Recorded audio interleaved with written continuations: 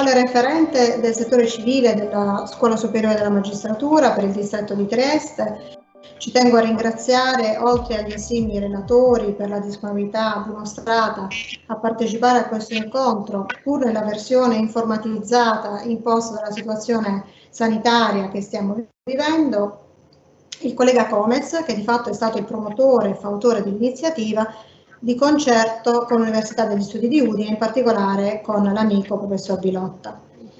Il tema del fine vita, la cui elaborazione, oltre che dal diritto internazionale, si chiama l'articolo 6 della Convenzione di Oviedo del 97, resa in esecutiva in Italia dal 2001, e assurto agli onori della cronaca dalla vicenda tristemente nota di Luana Englaro, è nato dalla necessità di rivisitare il binomio vita-morte, dalla mutata sensibilità che ha portato a riconoscere risalto al tema della dignità della vita, della sua qualità, che può avere pari valore della vita stessa, tanto da fare maturare scelte sanitarie consapevoli che possono giungere a rifiutare quei trattamenti che preservano il restare in vita, ma non appunto la sua qualità. Questo tema ha ricadute non solo penalistiche, tanto da incidere su diversi istituti del diritto civile. Io sono un giudice civile, quali l'accertamento dell'effettiva volontà, per esempio, del paziente nell'ambito dei procedimenti di responsabilità sanitaria sotto il profilo del consenso informato, nonché in particolare nell'ambito delle amministrazioni di sostegno. La promulgazione della legge sul consenso informato e sulle DAT, nelle quali è stato finalmente definito il concetto di consenso informato e posto a base del ragionamento il fatto che il tempo di comunicazione tra medico e paziente costituisce tempo di cura, sancisce espressamente il diritto del paziente di esprimere la rinuncia o il rifiuto ai trattamenti sanitari, pur se necessari alla propria sopravvivenza, e che il medico quindi è tenuto a rispettare la volontà espressa dal paziente di rifiutare il trattamento sanitario o di rinunciarvi e in conseguenza di ciò non andare esente comunque da responsabilità civile e penale. Quale giudice tutelare ho trovato nell'esegesi dell'articolo 3, commi 4 e 5 della legge 219 del 2017, condotta dalla Corte Costituzionale investita del giudizio di presunta illegittimità di questi articoli, la conferma di redigere ogni decreto di apertura dell'amministrazione di sostegno ritagliandolo sul caso concreto, come dice il professor Cenidon, come fosse un vestito, pronunciando ogni decreto solo all'esito di un'approfondita istruttoria, così rendendo il decreto idoneo a dotare l'amministratore degli strumenti necessari a sostenere le specifiche fragilità di quello specifico destinatario, quindi individuando le sole categorie di atti al cui compimento quest'ultimo sia stato ritenuto incapace. D'altronde questi principi risalgono ancora alla pronuncia della Corte di Cassazione del 2006, dove avevamo relatrice il collega San Giorgio e consigliere la dottoressa Luceri. Il convegno quindi con la sua struttura bifonte rappresenta a mio avviso una preziosa occasione di confronto e di formazione per tutti gli operatori, non solo del diritto, che trattano questi temi, la cui evoluzione segue l'evolversi della coscienza della società nell'ambito di diritti personalissimi e nelle scelte più profonde di ciascuno. Ringrazio ancora per questa opportunità di formazione, di crescita professionale e ripasso la parola al professor Bilotta, che possiamo forse definire il regista di questo evento. Grazie. Allora passo immediatamente la parola al dottor Comez. Sì. Allora, io sono qui, voglio ringraziare per la partecipazione e la possibilità di tenere questo convegno, spendendo solo 2 parole su come è nata l'idea di effettuarlo. Cioè, ovviamente tutto nasce dalla esigenza della scuola superiore, della magistratura, in particolare della formazione, di aggiornare, quindi di intervenire su quelli che sono le pronunce più importanti, le novità sia normative che giurisprudenziali. E la Corte Costituzionale, la 242 del 2019, era proprio uno degli aspetti più importanti che c'erano stati nel 2019 proprio su questi temi fondamentali, che tra l'altro investono sia il diritto civile che il diritto penale. Questa idea di aggiornamento ovviamente prevedeva anche tempi più brevi di questi purtroppo attuali, perché l'incontro si doveva tenere a maggio del 2020, ma con la nota emergenza sanitaria si è dovuto slittare, purtroppo si è dovuto farlo in questa forma che è un po' anomala, cioè dell'incontro via web e non dell'incontro di persone, che sarebbe stato probabilmente molto più efficace e anche molto più coinvolgente rispetto a questi che sono gli strumenti un po' informatici, che peraltro hanno una loro utilità. La cosa importante che vorrei dire è che dal punto di vista penalistico, cioè anzi che questa sentenza Corte Costituzionale del 2019 ha diverse letture. Io quando l'ho esaminata ho scoperto che ci sono diversi livelli di lettura di questa sentenza, perché un primo livello di lettura dal punto di vista penalistico è quello strettamente collegato al suo enunciato immediato, che è quello di introdurre una causa di non punibilità o secondo altri una causa di giustificazione nuova in relazione all'articolo 580, cioè quello dell'aiuto al suicidio, quindi nell'ambito della normativa in tema di istigazione o di aiuto al suicidio. Dall'altro però ha un altro livello di lettura questa sentenza, perché entra anche in campi che non sono meramente penalistici, pur essendo originata da un'esigenza di natura penalistica. Ci sono appunto i rami anche del diritto civile e anche quelli dell'etica, della morale, quindi viaggia in maniera molto più ampia di quella che poteva essere un'iniziale interpretazione. E gli altri due aspetti che ho colto sono, da un lato, l'intervento a livello anche costituzionale sul concetto di diritto alla vita.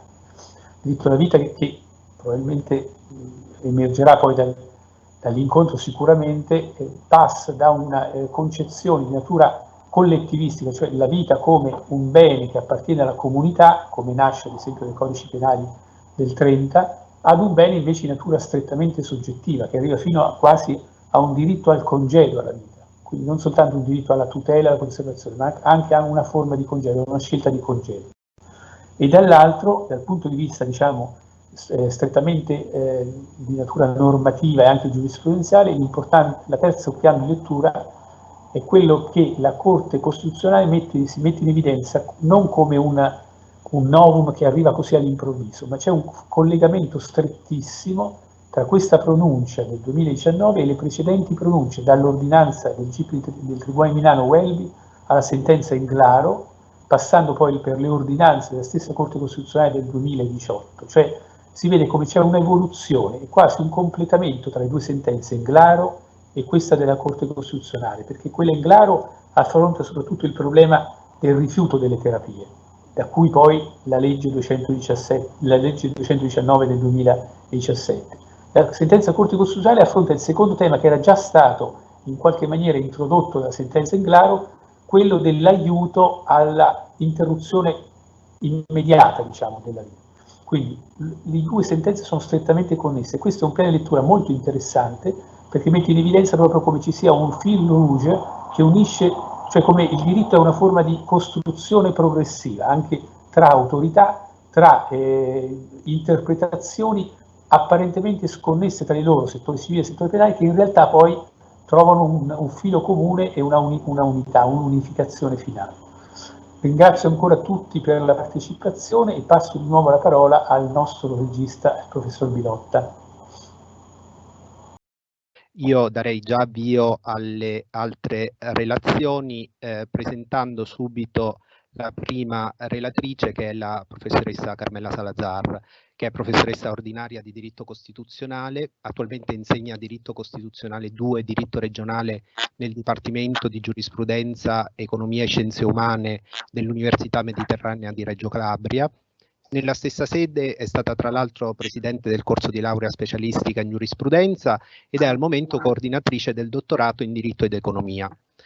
È iscritta all'Associazione Italiana dei Costituzionalisti ed è socia dell'Associazione Nazionale degli Studiosi di Giustizia Costituzionale, chiamato Gruppo di Pisa.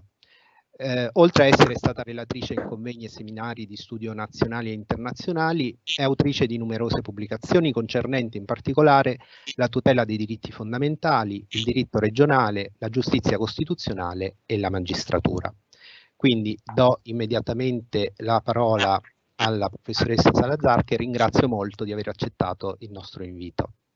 Bene, grazie veramente, intanto grazie per l'invito e grazie anche per l'ospitalità, diciamo così, tecnologica, in particolare il professore Bilotta che mi ha sopportato, non essendo io particolarmente, ecco, abile nell'uso di queste strumentazioni. Bene, come appunto vediamo dalla locandina, la mia relazione guarda il rapporto fra l'ordinanza 207 del 2018 e la sentenza 242 del 2019. Le due decisioni con cui la Corte Costituzionale ha offerto la sua risposta alla questione di costituzionalità sollevata sull'articolo 580 del Codice Penale, nella parte in cui punisce l'agevolazione del suicidio altrui in relazione al notissimo caso Antoniani o caso Cappato Antoniani, come comunemente viene definito. E si tratta di due decisioni che la stessa Corte, nella sentenza 242, definisce due decisioni unite da un vincolo di conseguenzialità logica e che quindi devono essere lette insieme per riuscire a seguire il ragionamento complesso della Corte Costituzionale. Del resto, su un tema così complesso, delicato e tragico come quello dell'agevolazione al suicidio, non sarebbe stato possibile una soluzione che non si svolgesse su un ragionamento che, come è stato detto poco fa, si offre a diversi livelli di lettura e anche diciamo a diversi modi di guardare a questo ragionamento a seconda della disciplina, suppongo. Quindi io esporrò queste mie considerazioni, che poi vogliono essere in realtà una conversazione con voi tutti e anche con quanti interverranno al dibattito dal punto di vista del diritto costituzionale. E dunque partendo innanzitutto dalla novità della tecnica decisoria utilizzata dalla Corte, in particolare nell'ordinanza 207. Questa può sembrare una prospettiva un po' angusta, un po' aspettiva da, diciamo così, iperspecialisti della giustizia costituzionale, ma non è così, o almeno spero che non sia così, perché in questo caso, ma direi in generale, il piano sostanziale e il piano processuale sono strettamente connessi fra di loro, cioè riflettere su come la Corte ha deciso significa anche riflettere su cosa la Corte ha deciso. Questi due piani si relazionano fra di loro e dunque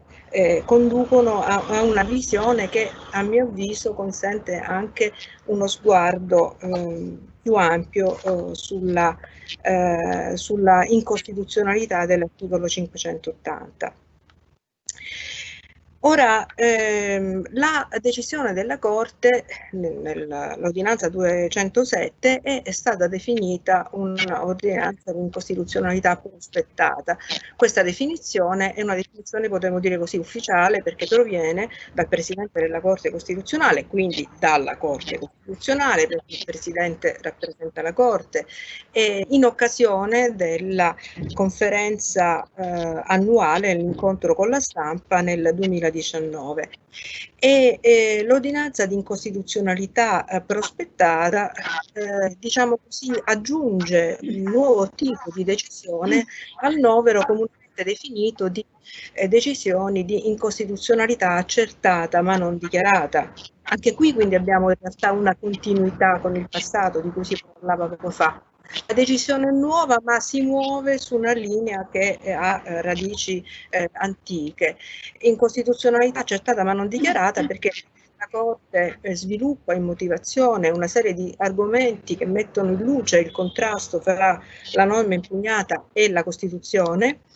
ma poi il dispositivo non offre l'ideale coronamento che tutti ci aspetteremo, perché appunto non è un dispositivo di incostituzionalità, ma tipicamente è un dispositivo di inammissibilità. Abbiamo queste decisioni di inammissibilità, qualcuno dice per eccesso di fondatezza, in cui la Corte accetta l'incostituzionalità ma non la dichiara perché riconosce che, dichiarando l'incostituzionalità, entrerebbe nell'area della discrezionalità del legislatore. e tuttavia il legislatore rivolge un monito affinché modifichi la disciplina che esce indenne dal giudizio e torna nel regolamento così come era entrata,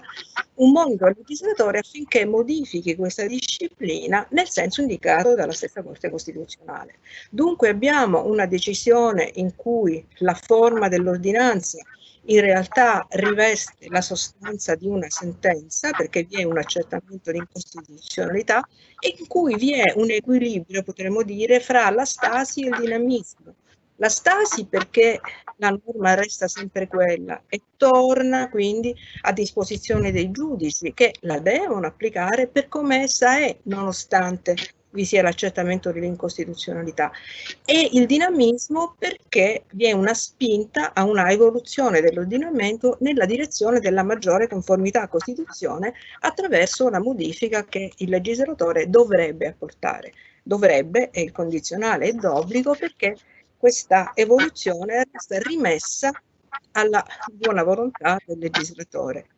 E se il legislatore non interviene, non esistendo strumenti che possano costringerlo a fare ciò che non vuole o non può fare, la Corte resta disarmata, per così dire. È vero che la norma può essere nuovamente impugnata, può tornare dinanzi alla Corte, ma ciò solo se un giudice riproporrà la stessa questione sulla norma uscita indenne dal precedente giudizio. La decisione di incostituzionalità prospettata invece arma la Corte, nel senso buono del termine, perché anche qui abbiamo una distonia tra la forma e la sostanza, un'ordinanza processuale con un'anima di sentenza, perché vi è l'accertamento dell'incostituzionalità, ma il dispositivo è quello di rinvio a una nuova udienza, una nuova data, così noi sappiamo immediatamente che ci sarà una seconda decisione e sappiamo quando ci sarà questa seconda decisione. La Corte apre quindi uno spazium deliberandi, potremmo dire, entro il quale il legislatore è chiamato a intervenire, è chiamato quindi a intervenire modificando la norma nel senso indicato dalla Corte stessa, quindi quel monito che nell'ordinanza di inammissibilità di cui abbiamo parlato è un monito aperto, senza scadenza, qui viene, direi, naturalmente dotato di una scadenza che è quella dell'apertura della nuova udienza. Dal momento della pubblicazione della decisione di incostituzionalità prospettata al momento dell'apertura della nuova udienza scorre il tempo in cui il legislatore è chiamato a intervenire.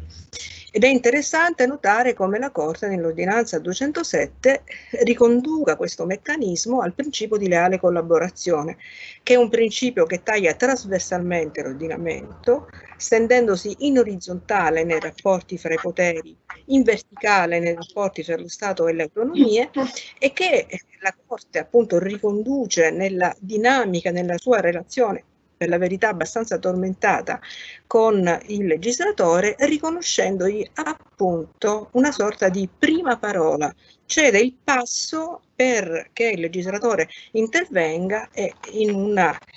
problematica peraltro così delicata come quella del caso Cappato. Ma apriamo una piccola parentesi, in realtà questo strumento non è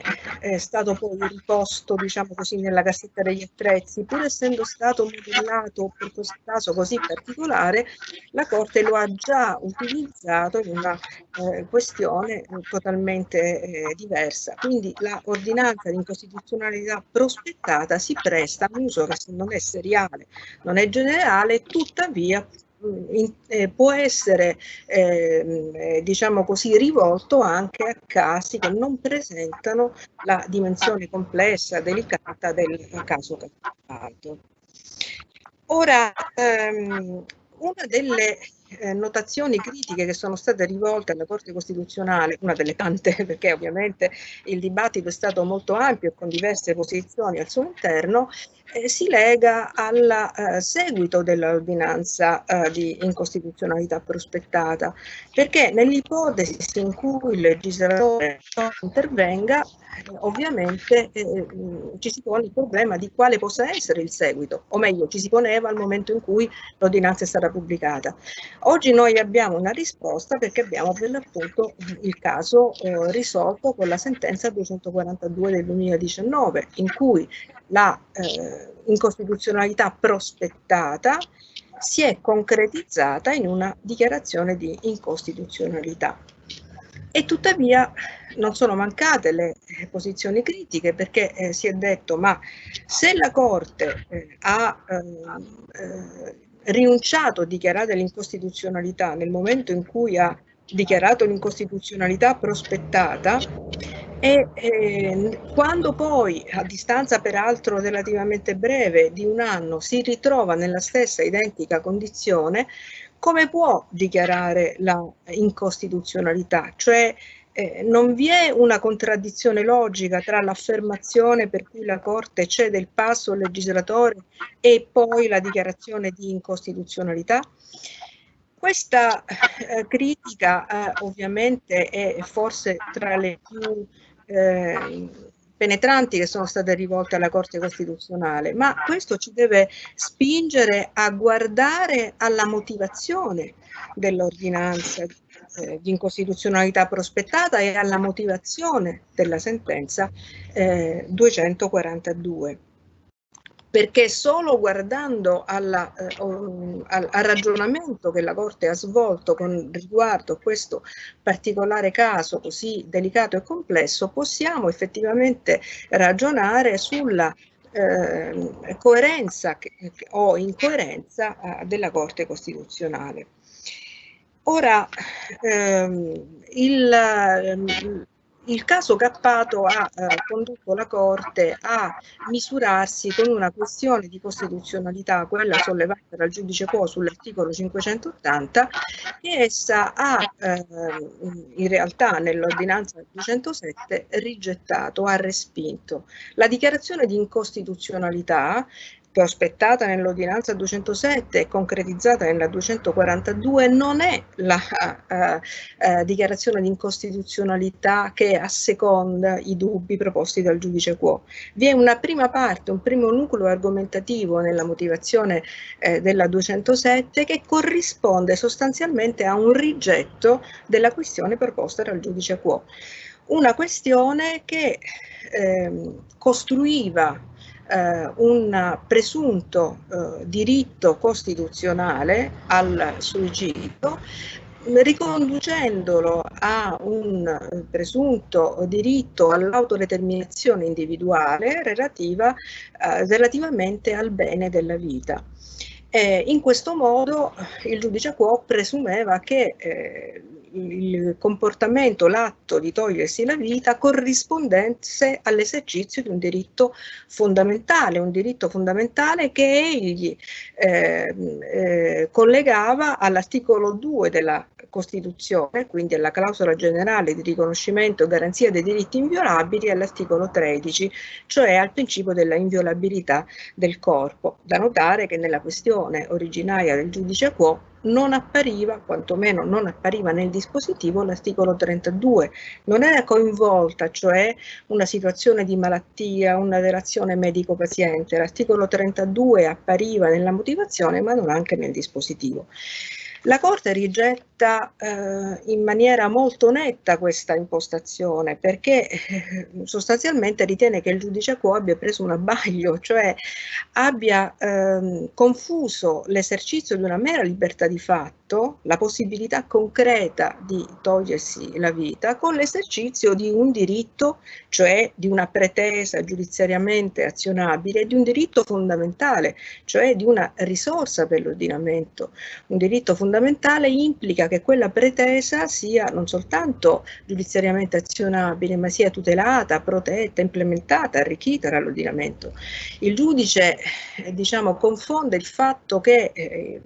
il diritto penale non punisca il suicidio, col fatto che questa mancata punizione sottintenda un apprezzamento positivo nei confronti del suicidio, quando invece semplicemente, al di là delle ragioni storiche che hanno spinto il legislatore a formulare l'articolo 580, si può ritenere che la mancata punizione di chi tenti il suicidio e poi scampi al suicidio deriva semplicemente dalla circostanza che sarebbe un'inutile crudeltà accanirsi contro chi evidentemente si trova in una condizione di fragilità, di vulnerabilità. Dunque non esiste un diritto a morire in senso assoluto per come lo configura il giudice a quo. E l'articolo 580, che pure è stato scritto nella piena era fascista, trova una ratio che lo rende compatibile, anzi coerente con l'ordinamento costituzionale, proprio perché il suo fine è quello di tutelare la vita e in particolare la vita delle persone fragili, vulnerabili, di coloro i quali cioè potrebbero decidere di compiere questo gesto irreversibile e tragico sotto il peso di condizionamenti esercitati da situazioni di fatto, di abbandono, di disagio, di degrado morale e materiale, cioè di persone che si trovano in quella condizione di fragilità e che è sottesa all'articolo 3,2 della nostra Carta Costituzionale. Dunque l'articolo 580 per la Corte Costituzionale predispone questa cintura protettiva a tutela delle persone più fragili e non si può condividere la impostazione del giudice a quo. Ma questo non significa che la norma non contenga una dimensione incostituzionale, cioè che non possiamo individuare nell'articolo 580 un profilo di incostituzionalità, che potremmo dire di incostituzionalità sopravvenuta. Non sopravvenuta in conseguenza del mutamento del parametro o di un ius superveniens, ma diciamo di un factum superveniens, cioè dei progressi della scienza, della medicina, della tecnologia che ci hanno permesso di trasformare la morte da un evento naturale e istantaneo in un processo artificiale che noi riusciamo, entro certi limiti naturalmente, a padroneggiare, trasformandolo in un estenuante non ancora, come dice la filosofa Donatella De Cesare, dal quale processo però non sempre riusciamo a cancellare le sofferenze fisiche e psicologiche che trasformano l'uscita dalla vita in un evento appunto tragico e che rinchiude le persone in un corpo che infligge soltanto dolore e patimenti sia ai malati che alle persone loro care. E allora è questa la dimensione dell'incostituzionalità dell'articolo 580, la dimensione della norma che attrae a sé anche delle fattispecie non previste e non prevedibili al momento in cui la norma è stata scritta, ma legate ai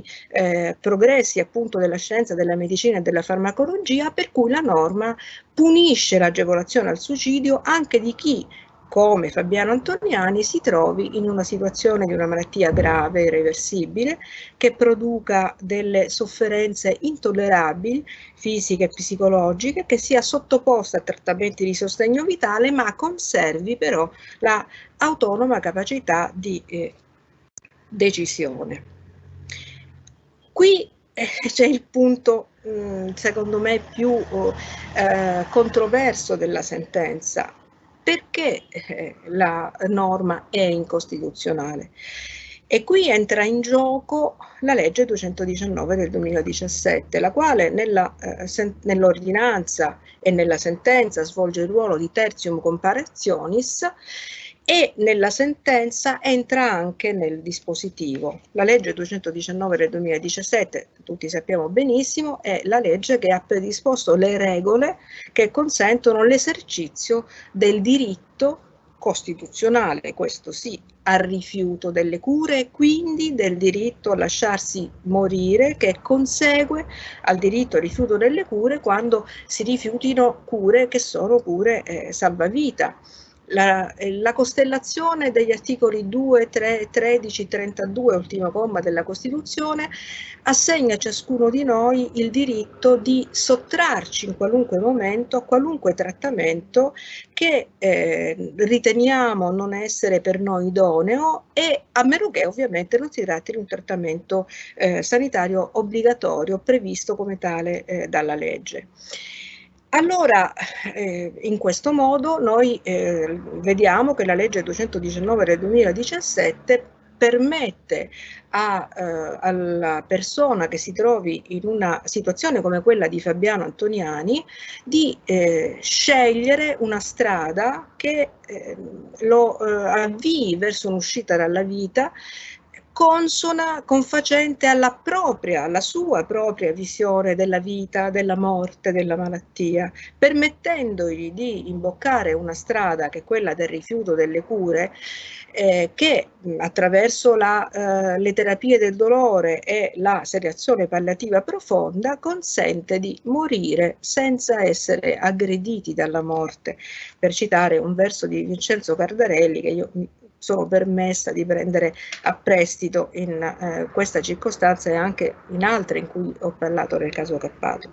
Ma che succede se una persona in quelle particolari condizioni rifiuta anche il trattamento della sedazione profonda, della terapia del dolore?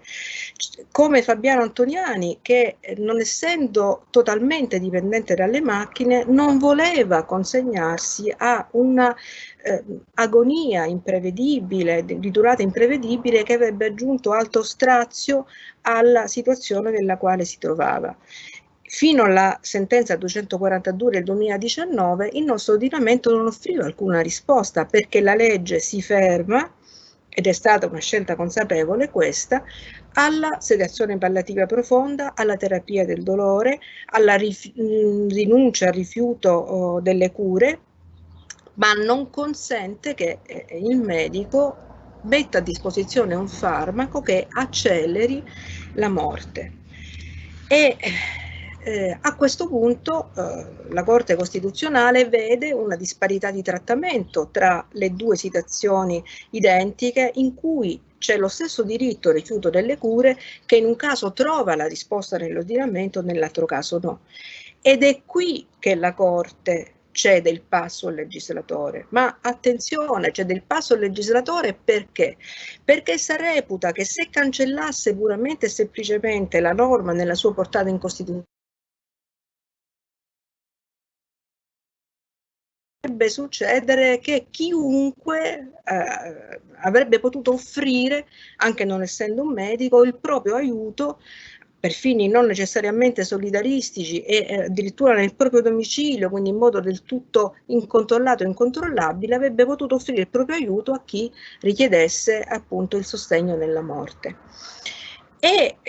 contemporaneamente la Corte individua in un mondo molto complesso e strutturato le direttrici entro cui la scelta dell'introduzione del suicidio medicalmente assistito nel nostro ordinamento spetta al legislatore.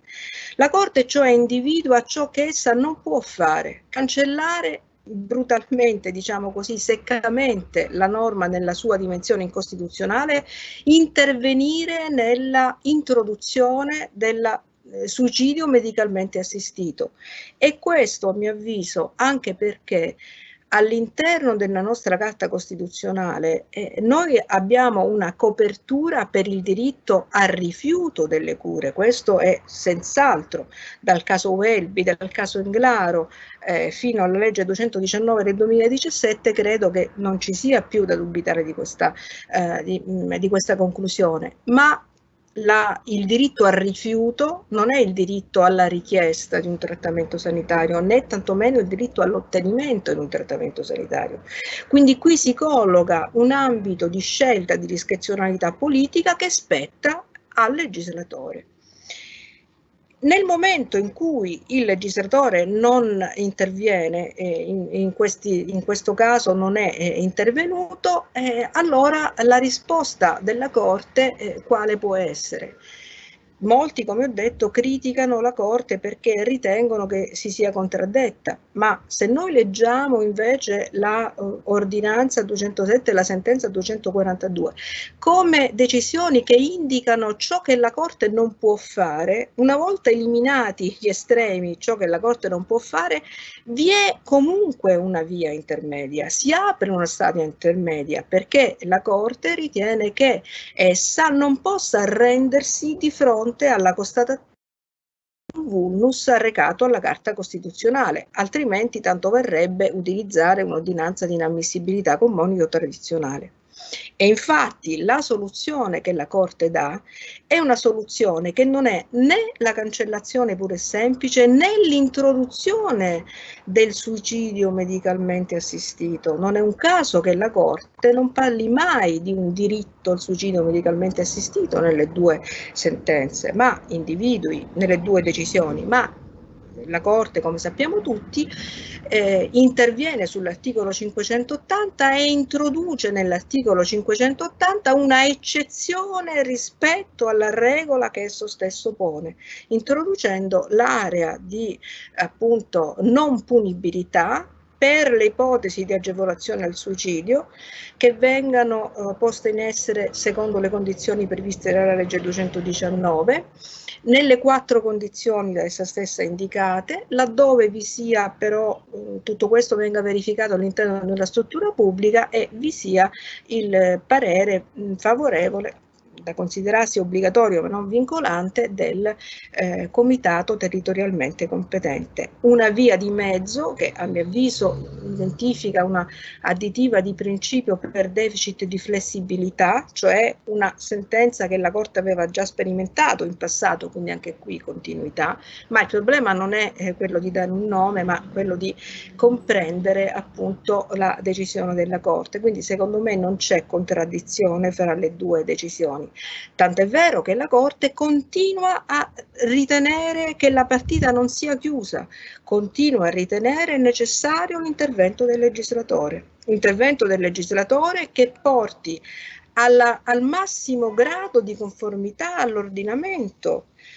la situazione, la disciplina del suicidio medicalmente assistito, mentre la soluzione che la Corte ha trovato è una soluzione che porta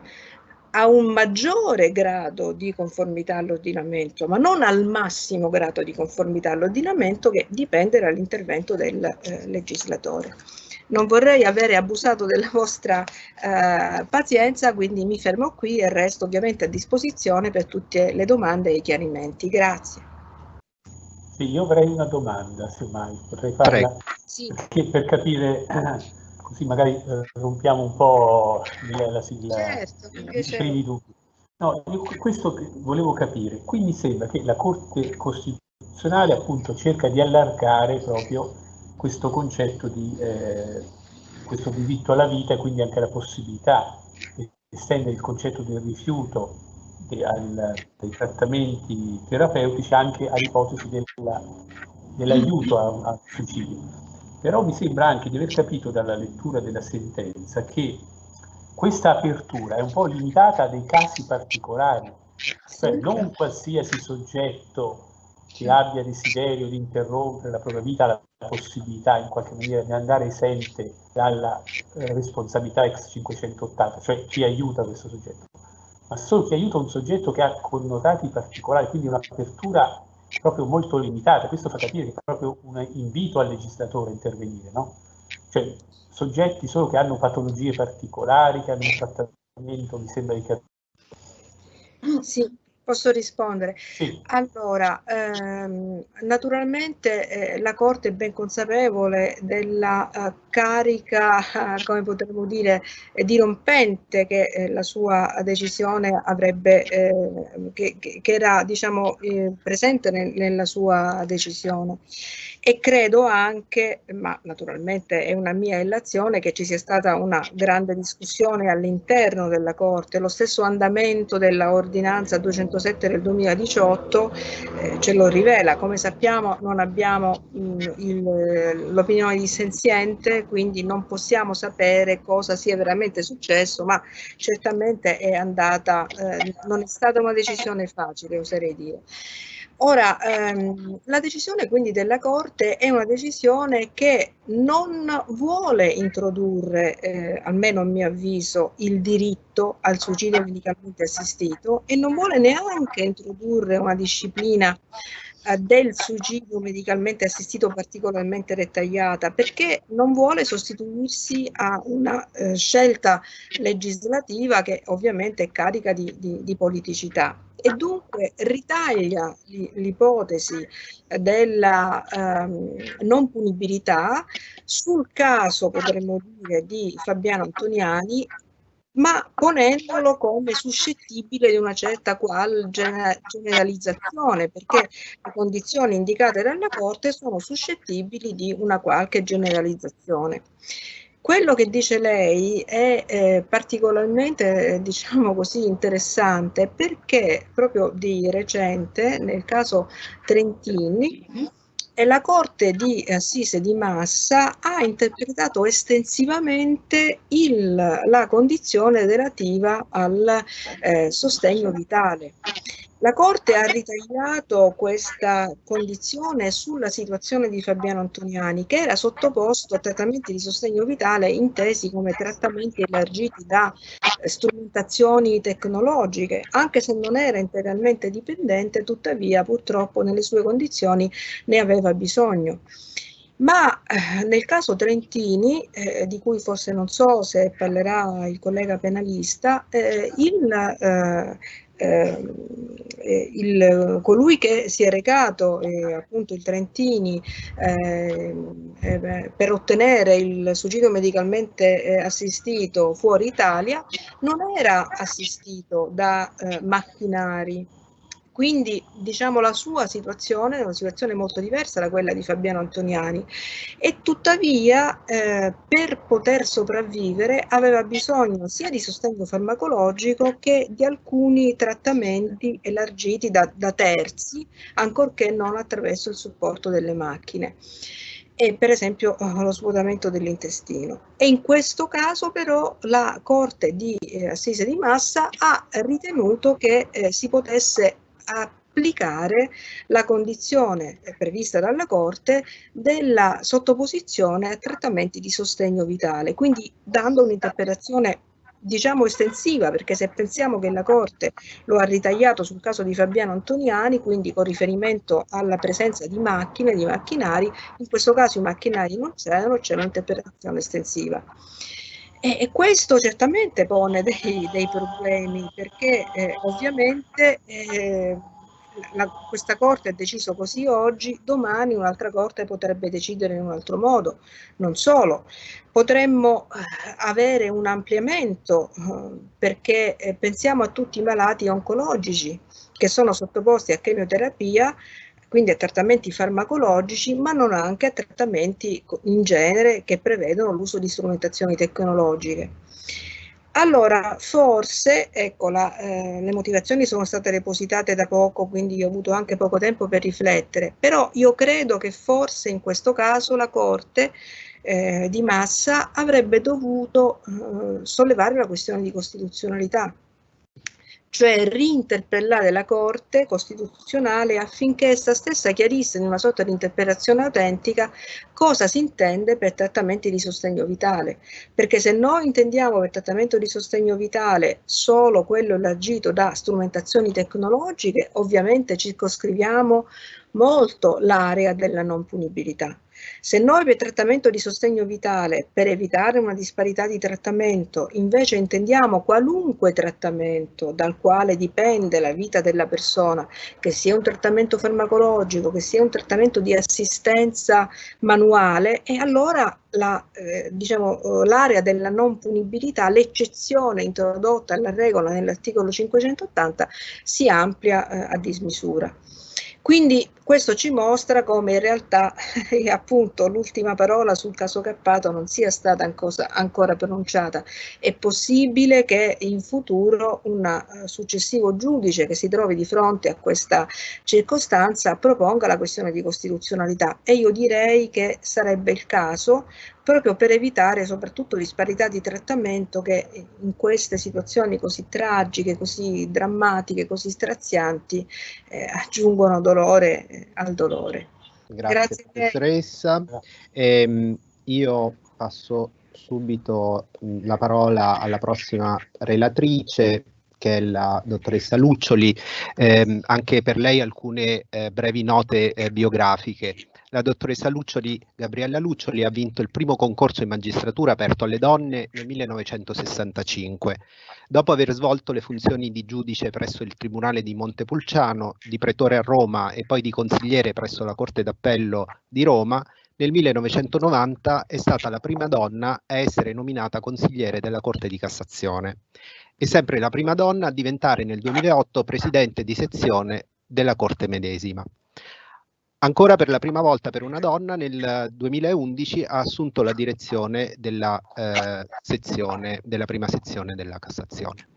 È stata presidente del collegio che ha pronunciato la sentenza numero 21.748 del 2007 in tema di alimentazione e idratazione forzata, che è anche nota con la denominazione del caso Eluana Englaro. È in pensione dal 2015 e mi permetto ancora di aggiungere, è autrice di un bellissimo volume pubblicato dalla casa editrice del nostro Ateneo, la Forum, che si intitola Diario di una giudice. E quindi do subito la parola a Gabriella Luccioli. Grazie. Grazie del cortese invito e ringrazio soprattutto la scuola formazione decentrata, in particolare Andrea Comez, che mi ha coinvolto da subito in questa bella iniziativa. Ringrazio l'Università di Udine, in particolare il professor Bilotta, che è oggi il nostro regista e il nostro autorevole coordinatore. Ringrazio tutti i partecipanti a questo incontro, che avrei avuto molto piacere di rivedere di persona, ma insomma contentiamoci di quello che possono offrirci i mezzi tecnologici. La mia relazione, il mio intervento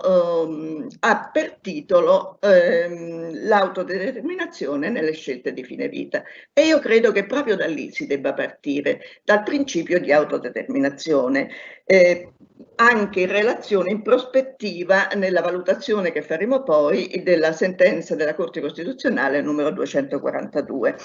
Il principio di autodeterminazione e specificamente la sua declinazione in ambito sanitario è da tempo considerato nella elaborazione dottrinale, ma anche tra gli operatori del diritto e anche direi nella percezione collettiva della società, come valore fondamentale e canone imprescindibile di riferimento nella definizione del rapporto fra libertà e salute, tra scienza e vita, tanto che la sua applicazione in ambito sanitario ha completamente rivoluzionato il rapporto tra medico e paziente. Questo principio infatti ha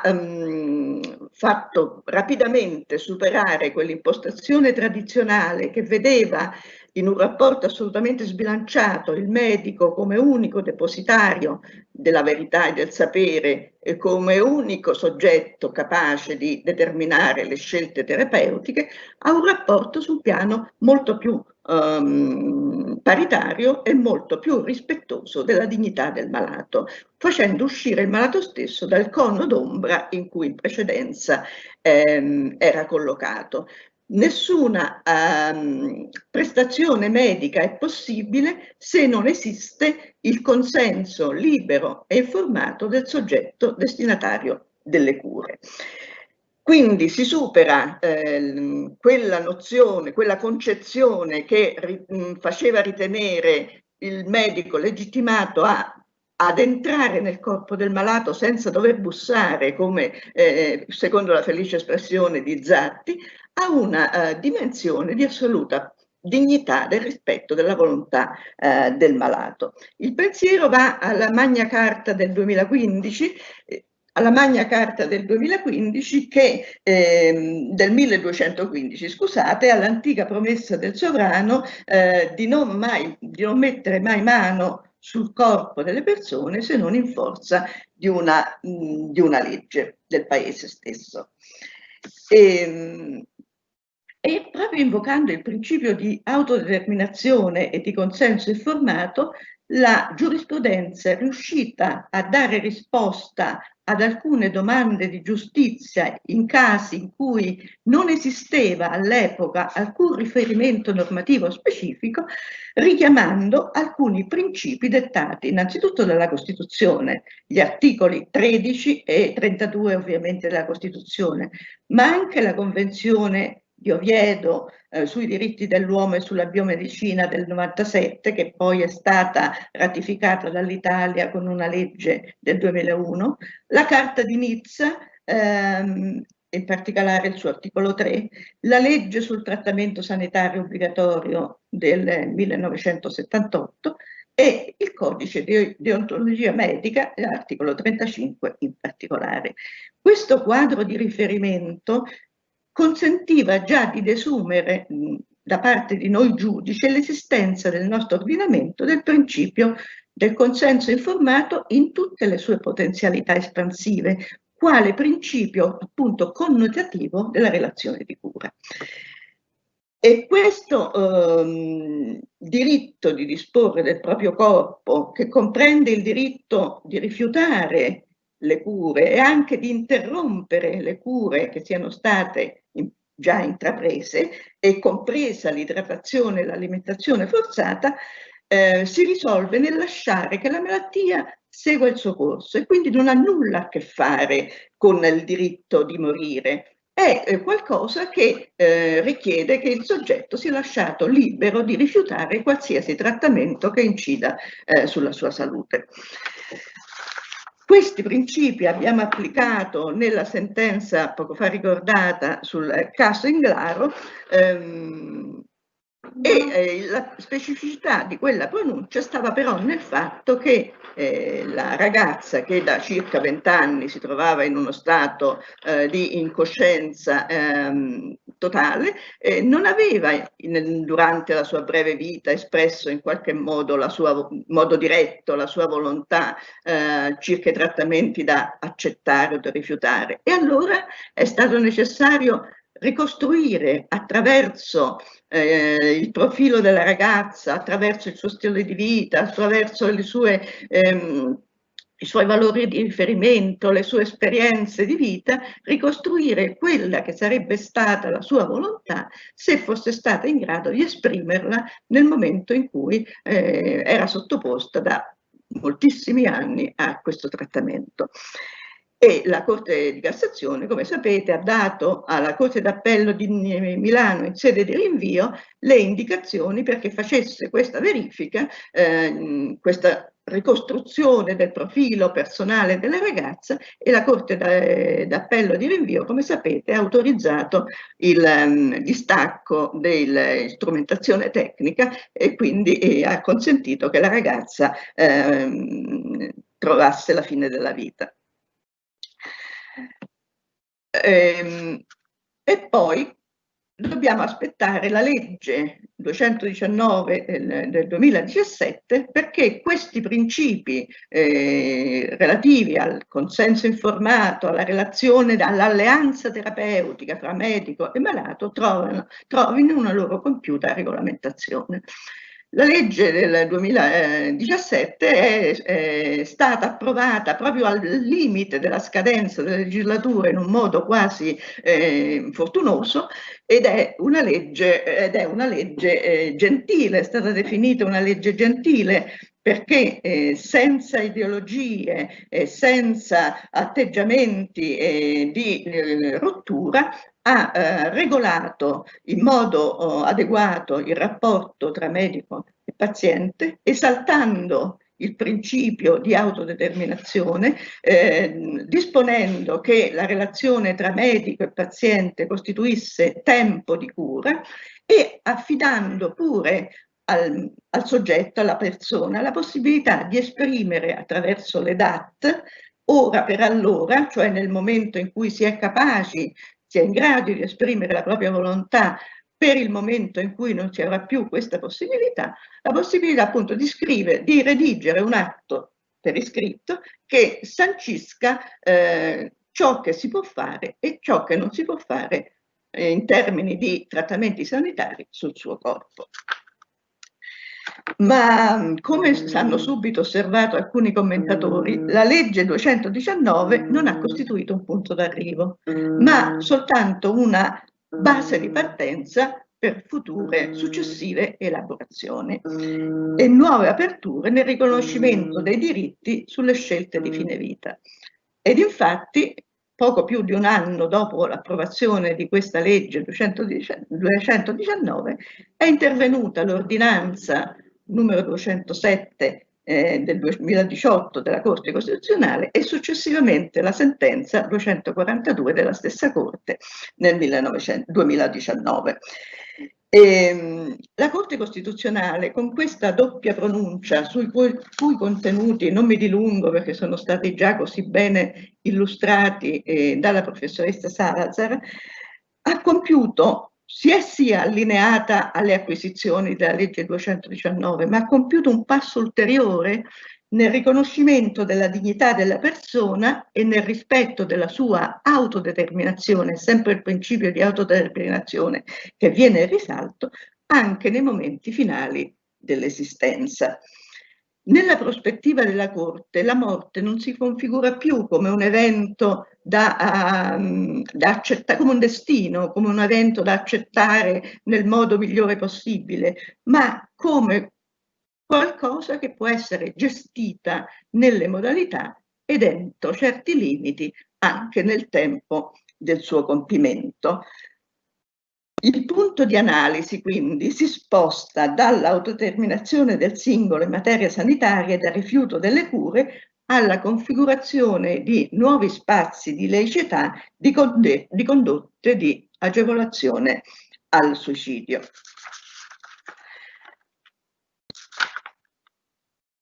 La circostanza che non sia enucleabile una soluzione a rime obbligate, secondo la definizione crisafulliana, non impedisce alla Corte di riempire il vuoto conseguente alla caducazione in parte della norma, perché, dice la Corte, non si può consentire nell'inerzia del legislatore una menomata protezione di diritti fondamentali e dovendosi quindi provvedere a riempire quel vuoto ricavando dalle coordinate del sistema vigente i criteri di riempimento costituzionalmente necessari. Quindi la Corte non si configura più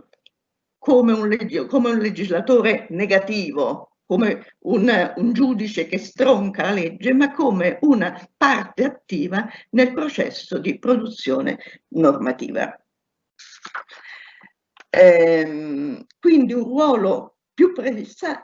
pregnante di quello dei giudici di legittimità costituzionale delle leggi, ma si pone appunto come parte attiva di un procedimento legislativo nella consapevolezza che l'esigenza di garantire la legittimità costituzionale deve comunque prevalere su quella di dare spazio alla discrezionalità del legislatore che non ha ritenuto negli 11 mesi consentitigli di fare le sue scelte, come pure sarebbe stata, e questo la Corte lo fa capire, la soluzione ottimale, perché quando si tratta di comporre diritti fondamentali è il legislatore che deve assumere la responsabilità politica di adottare le scelte pertinenti. E però la Corte, nel riempire questo vuoto da lei stessa creato, ha ammonito severamente il legislatore ad intervenire ben sapendo che la regolamentazione compiuta della materia non può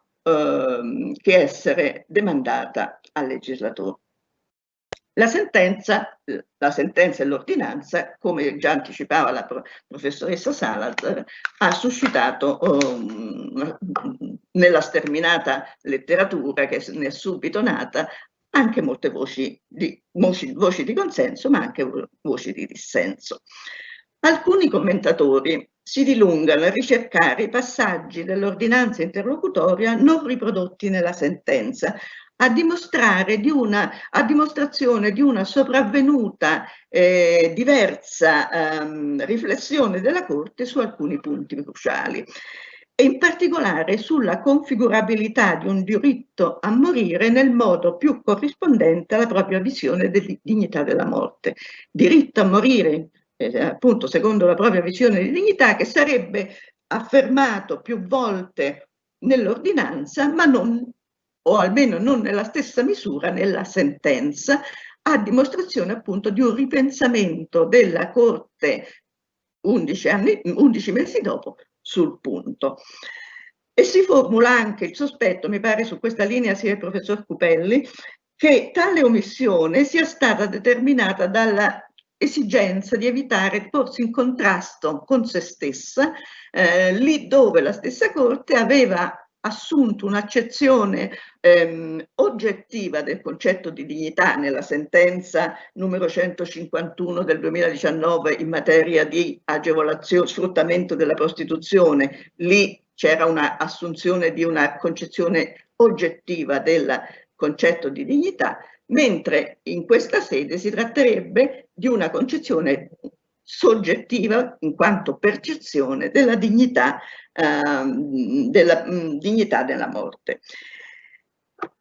Una tale analisi non mi soddisfa e non mi convince, atteso che la stessa Corte, e su questo mi pare che la professoressa Salazar sia d'accordo, ha affermato al punto 2 del considerato in diritto che la serie di rilievi e di conclusioni formulati nell'ordinanza sono gli uni e le altre in questa sede confermati, e a che essi si salda in consecuzione logica l'odierna decisione. In altro punto, al punto 4, la Corte fa riferimento alla tecnica collaudata della doppia pronuncia. Quindi, a mio avviso, si impone una lettura integrata e coordinata delle due pronunce. E d'altra parte, l'evidente polisemia del concetto di dignità consente benissimo che venga assunto in una dimensione soggettiva o oggettiva, senza per questo che ci sia una intrinseca contraddizione. Tutto dipende dalla peculiarità della situazione sottoposta all'esame. Ma il punto cruciale nella prospettiva del giudice civile attiene alla configurabilità di uno specifico diritto ad ottenere un aiuto al suicidio in presenza delle 4 condizioni date che ha ricordato poco fa la professoressa Salazar. Perché di un diritto siffatto sembra lecito seriamente di dubitare. Se è vero infatti che a fronte della richiesta di aiuto al suicidio formulata dal malato non si configura alcun obbligo del medico di esaudirla, potendo egli formulare liberamente, a quel che pare, obiezione di coscienza, senza termini, senza condizioni, dovrebbe coerentemente escludersi l'esistenza di un diritto in tale direzione. Ed è significativo rilevare che mentre la Corte riconosce il diritto di ottenere l'interruzione, parla di diritto di ottenere l'interruzione o il non inizio dei trattamenti sanitari, qui, anche ove ne consegue il sacrificio della vita, qui, con riferimento all'aiuto al suicidio, parla solo di richiesta di aiuto, che quindi come un'espressione di libertà, richiesta che il medico ha facoltà di esaudire, e proprio il termine esaudire fa pensare alla inesistenza di un diritto in senso proprio, tenendo anche conto che la sentenza della Corte non prevede affatto un obbligo della struttura sanitaria, cui pure demanda l'espletamento della procedura, di attrezzarsi per garantire comunque il servizio, chiamiamo il servizio il termine non felice, come invece avviene in materia di interruzione volontaria della gravidanza, sensi dell'articolo 9 della legge 194. Allora, alcuni commentatori, e richiamo ancora, mi pare, il pensiero del professor Cupelli, ritengono che anche ove si potesse parlare del riconoscimento di un diritto, si tratterebbe di un mero riconoscimento formale di detto diritto, reso sostanzialmente ineffettivo perché non azionabile in concreto. Ma allora, se tutto questo è vero, se non esiste un vero diritto al suicidio assistito, ma solo una limitata non punibilità del soggetto che si appresta ad esaudire la richiesta di aiuto nel rispetto delle condizioni indicate, e quindi con effetti soltanto sul piano penale, e qui tutto si risolve in una finzione, in quanto il diritto verrebbe degradato a mera richiesta, un mero auspicio, una mera speranza. Ove poi si voglia configurare, superando questi rilievi che a me sembrano abbastanza seri, si volesse ritenere la sussistenza di un diritto azionabile in sede civile, dovrebbe preliminarmente accertarsi il coinvolgimento, l'avvenuto coinvolgimento del malato in un percorso di cure palliative, che al punto 2.4 del considerato in diritto viene indicato come prerequisito della scelta. Allora qui c'è un termine chiaramente non univoco. Che significa coinvolgimento? È sufficiente la mera prospettazione al malato della possibilità di avvalersi alle cure palliative, da questo poi rifiutate, oppure si richiede nell'ottica della Corte che sia veramente stato avviato un percorso di cure palliative? Altro punto non chiarito attiene all'efficacia del parere dei comitati etici previsti come organismi terzi deputati a fornire un parere. Si discute se questo parere abbia carattere vincolante o meramente consultivo. Ho sentito poco fa che secondo la professoressa Salazar avrebbe un valore meramente consultivo. Io ho qualche dubbio in proposito. Ovviamente la risposta spetterà ai giudici chiamati ad occuparsi del caso finché il legislatore non intervenga su questo punto. Ed ancora, secondo autorevole dottrina, la Corte si è attenuta alle peculiarità del caso concreto ed è stata ispirata essenzialmente dalla umana compassione verso Fabio Antoniani, aderendo al principio della ex fatto oritur ius, ossia adottando la logica della fattispecie, individuando un nuovo diritto sulla base del caso concreto, che ha tratto insomma i propri criteri di riferimento dall'interno del suo stesso oggetto, anziché reperirli nel sistema normativo, adottando un po' quella impostazione propria della Corte di Strasburgo. Quindi avvicinandosi al giudice dell'accertamento della violazione compiuta nel caso singolo. Ma se tutto questo è vero, se effettivamente la Corte ha finito con l'idealtipizzare il caso concreto al suo esame, resta irragionevolmente del tutto priva di razionalità e quindi di tutela la posizione dei soggetti lasciati fuori dal decisum, ossia di coloro che non sono sottoposti a trattamenti salvavita, ma sofferenti allo stesso modo a causa di patologie gravi, non risolvibili, invalidanti e allo stesso modo desiderosi di liberarsi della vita. E qui il riferimento è al caso Trentini, che è stato segnalato poco fa dalla professoressa Salazar. Caso Trentini, si trattava di un malato di SLA dal lontano 1993, non sottoposto all'alimentazione e idratazione forzata a differenza di Antoniani, ma supportato solo da presidi farmacologici, che ha trovato la morte in Svizzera nel 2017 con l'aiuto, come è noto, di Marco Cappato e di Mina Welby, che sono stati assolti con una sentenza la cui motivazione è stata pubblicata pochi giorni or sono, assolti con la formula il fatto non sussiste relativamente all'istigazione al suicidio e il fatto non costituisce reato relativamente all'aiuto, quindi con una formula diversa da quella che aveva adottato la Corte di Milano per il caso Antoniani, che aveva invece adottato appunto la formula il fatto non sussiste. E allora, al quesito se in tali casi, cosiddetti casi analoghi, fra virgolette, la soluzione di diritto possa trovarsi in una interpretazione estensiva o al limite anche in una interpretazione analogica dei principi affermati dalla Corte Costituzionale, ovvero se sia necessario riproporre una nuova questione di costituzionalità, come auspicava, mi sembra, la professoressa Salazar,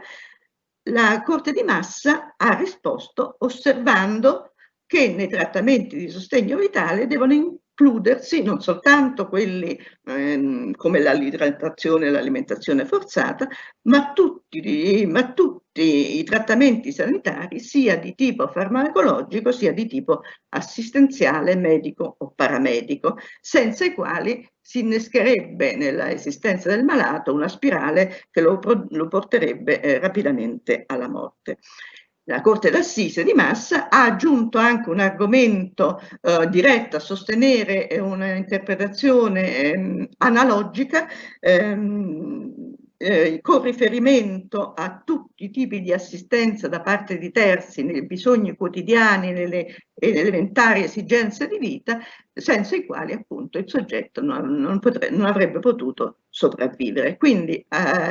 interpretazione estensiva e interpretazione analogica hanno consentito alla Corte di Massa, alla Corte Toscana, di evitare di riproporre la questione di costituzionalità e di decidere immediatamente il caso.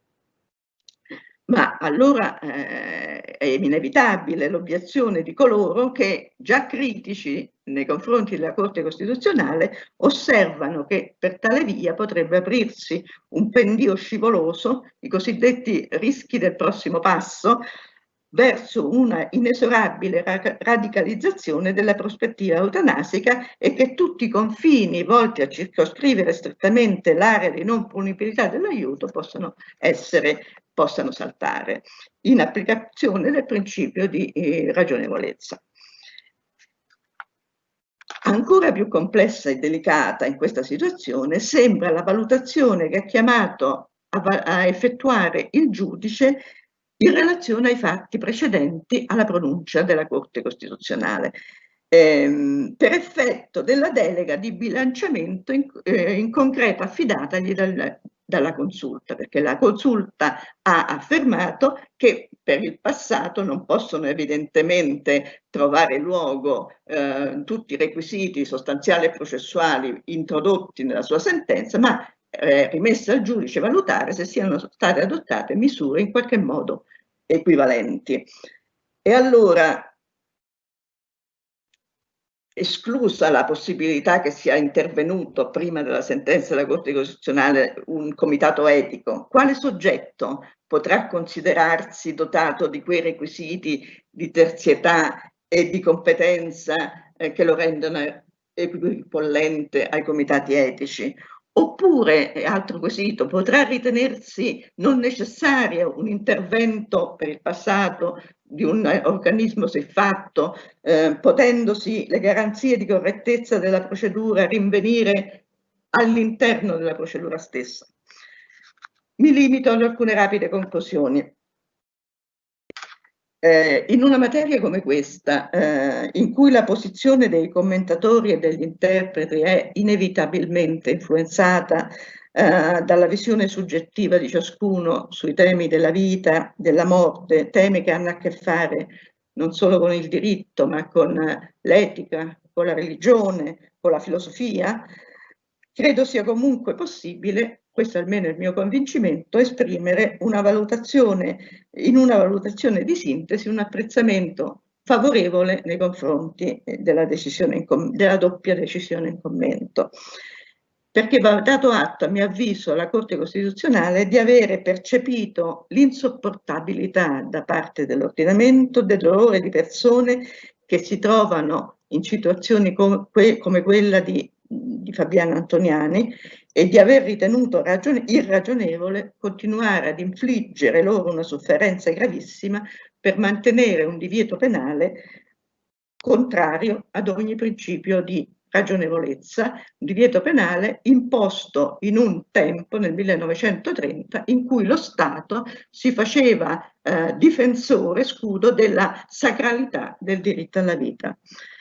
Questa percezione, a mio avviso, è prova del rispetto che la Corte ha dimostrato verso il principio di dignità della persona, un principio invocato in tante sue sentenze, e tanto più meritevole di tutela appunto in situazioni come quella drammatica della fine della vita. E io direi che con spirito laico, nonostante la eterogeneità della composizione della Corte, con spirito laico e libero da incrostazioni ideologiche, la Corte ha saputo conciliare i valori della vita e della salute con il principio di autodeterminazione anche nella scelta finale. E resta però, come dicevo prima, a fronte delle lacune, delle incertezze e degli interrogativi che scaturiscono da questa doppia decisione, l'esigenza di un intervento sollecito da parte del legislatore, intervento peraltro invocato con estrema fermezza dalla stessa Corte Costituzionale, affinché medici e pazienti non siano lasciati soli nell'affrontare problemi così delicati, e anche perché i giudici possano fondare le loro decisioni su precise indicazioni normative. E tale intervento appare appunto ancora più urgente trattandosi di una materia in cui non ricorrono rime obbligate, ma rime meramente adeguate.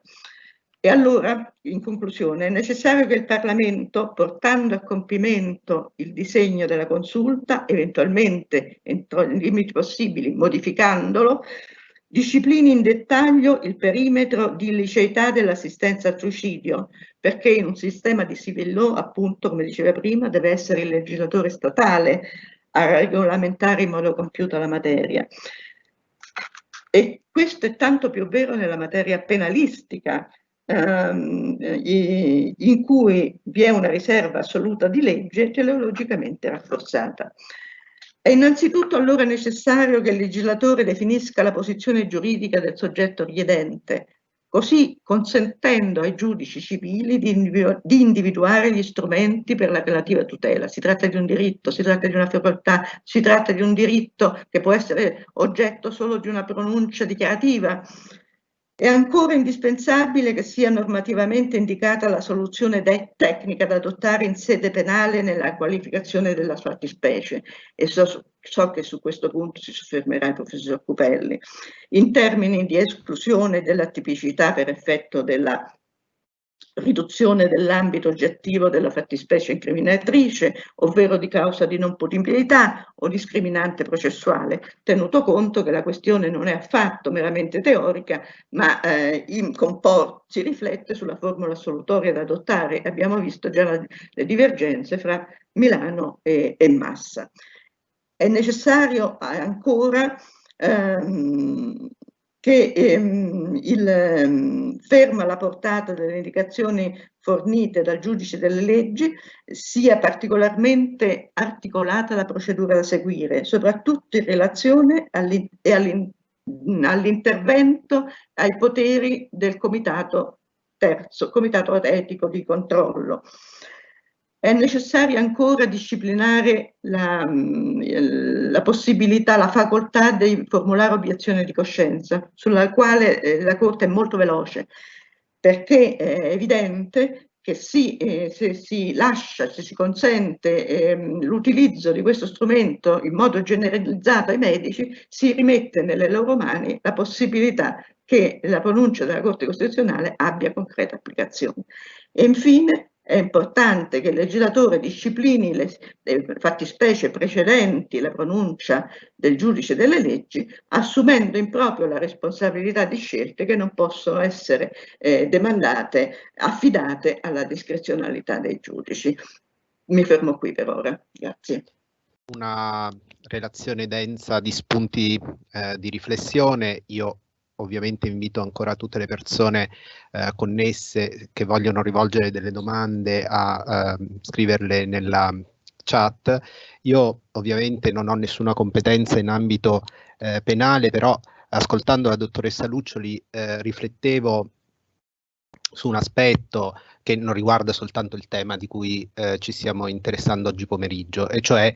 il ruolo del giudice dei diritti, dei giudici ordinari rispetto al legislatore quando si tratta di rendere effettivi dei diritti fondamentali, sostanzialmente di dare quella garanzia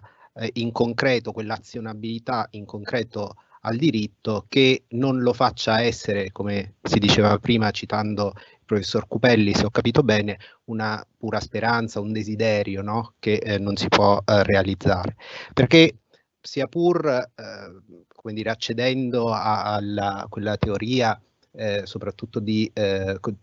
diffusa in ambito costituzionalistico, cioè che esista una garanzia primaria e una garanzia secondaria dei diritti, cioè un riconoscimento legislativo a cui poi si dovrebbe accompagnare l'azionabilità in concreto del diritto. Ecco, a me sembra che ci sono dei casi in cui attraverso le convenzioni internazionali, si citava prima la Convenzione di Oviedo, la stessa Carta Costituzionale, la garanzia primaria stia già in queste carte fondamentali, in queste carte internazionali. Si tratta a questo punto di capire, di riflettere, probabilmente è un percorso ancora culturale che dal punto di vista di tutti gli operatori del diritto dobbiamo fare, quanto il giudice ordinario di fronte a questa riconoscimento già contenuto nelle carte fondamentali, nelle carte internazionali, abbia poi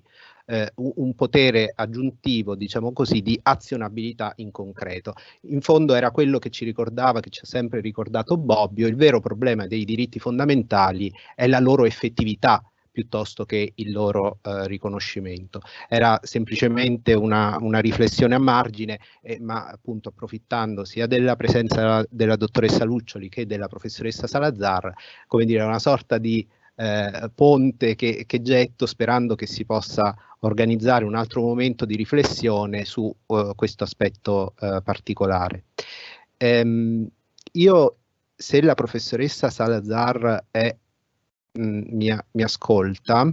Sono sempre collegata. Ecco. Ho seguito ovviamente la bellissima relazione della Presidente Luccioli, che saluto con grande affetto,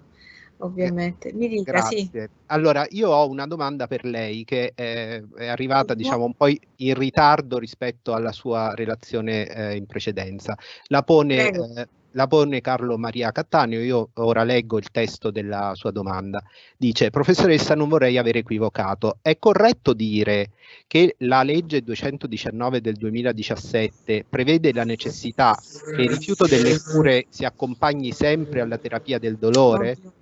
Mentre per i casi specificamente individuati alle condizioni stabilite dalla sentenza 242 del 2019, la terapia del dolore non è dovuta se il paziente la rifiuta? La ringrazio.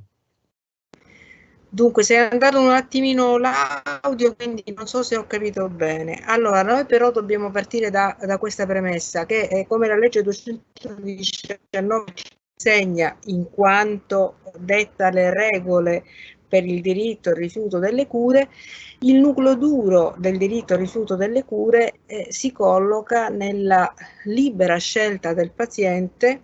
che sia debitamente informato, cioè la relazione medico-paziente costruisce una dinamica che permette al paziente di scegliere liberamente, perché consapevolmente, e che prevede che il medico dia seguito a quanto il paziente ha chiesto. Questo è un punto molto importante, è stato sfiorato anche dalla relazione ora della dottoressa Luccioli, perché nella 219 non c'è l'obiezione di coscienza del medico, il quale si può rifiutare laddove vi siano delle richieste oggettivamente, direi platealmente, al di là di ciò che la scienza medica o il codice deontologico prevede, ma la legge 219 del 2017 non contiene una formula che preveda l'obiezione di coscienza. Mentre invece fra le linee guida, diciamo, del monito, ecco, tracciato dalla 207, vi era proprio la previsione della obiezione di coscienza. Questo per fare capire come ci sia uno switch, come dicono quelli che parlano bene, tra il diritto al rifiuto delle cure, il diritto a sottrarsi e il diritto a chiedere un trattamento. Quindi, tant'è vero che la stessa Corte, pur rimanendo opache le due sentenze su questo punto, perché c'è una certa opacità, ci dice che si dovrebbe riconoscere l'obiezione di coscienza se si disciplinasse il suicidio medicalmente assistito e non accenna alla mancanza dell'obiezione di coscienza nel 219 perché lì non ci sta l'obiezione di coscienza. Quindi in ogni caso, quale che sia la condizione del paziente, vale sempre il principio per cui nel momento in cui io rifiuto un trattamento, se il rifiuto del trattamento è un trattamento che non è visto, il medico non può fare altro che seguire le mie indicazioni. Quando io chiedo un trattamento, non posso parlare di una vera e propria pretesa costituzionalmente protetta. Nessuno di noi può dire di avere il diritto di ottenere un trattamento medico perché di fronte abbiamo ovviamente l'autonomia del medico, la sua eventuale responsabilità, eccetera. Quindi il paziente che si trovi in una situazione grave in cui chiede di essere sottoposto a terapie del dolore e ovviamente quale che sia la sua condizione, io direi che laddove questo rientri nel quadro delle regole della scienza medica non c'è dubbio che debba essere sottoposto, così come nel momento in cui richiedesse di sottrarsi alle terapie del dolore, laddove ecco, abbia questo desiderio, per quanto mi sembrerebbe molto strano che qualcuno rifiuti la terapia del dolore e quindi si candidi a una sofferenza anche molto intensa, anche in questo caso direi che non c'è una differenza tra l'ipotesi del malato terminale, del malato che è sottoposto a trattamenti di sostegno vitale, eccetera. La legge 219 del 2017 ci dice che se il malato rifiuta il trattamento, allora col suo consenso può essere sottoposto alle terapie del dolore e alla sedazione palliativa profonda, che non sono a mio avviso trattamenti, ma insomma non così soggettivamente sulla base delle letture che ho fatto, non sono trattamenti eutanasici, non accelerano cioè la morte, ma accompagnano nella morte. Quindi la valutazione delle terapie del dolore, della eventuale sottoposizione, dell'eventuale sottrazione, direi che rientra nel quadro dell'articolo 32 della Carta Costituzionale. Laddove poi si inserisca la richiesta dell'aiuto a morire, ecco, allora in quel caso il problema non è se dare o non dare le terapie del dolore, il problema è quello di verificare se in questo momento storico questo sostegno che eventualmente in coscienza il medico ritenga di dover dare, questo è sottolineato anche nel codice deontologico, se questo trattamento è questo sostegno è avvenuto nel quadro delle condizioni che sono previste per la non punibilità. Ecco, non so se ho risposto alla domanda, spero di sì. Grazie molte. Io non so se c'è qualcun altro dei relatori, delle relatrici che vuole intervenire facendo delle riflessioni anche sul punto oppure sulla relazione della dottoressa Luccioli. Stavo rispondendo facendo un'osservazione. Sì, prego. Sentite, l'articolo 2, primo comma della legge 219, credo che si possa desumere che la terapia del dolore è sempre garantita.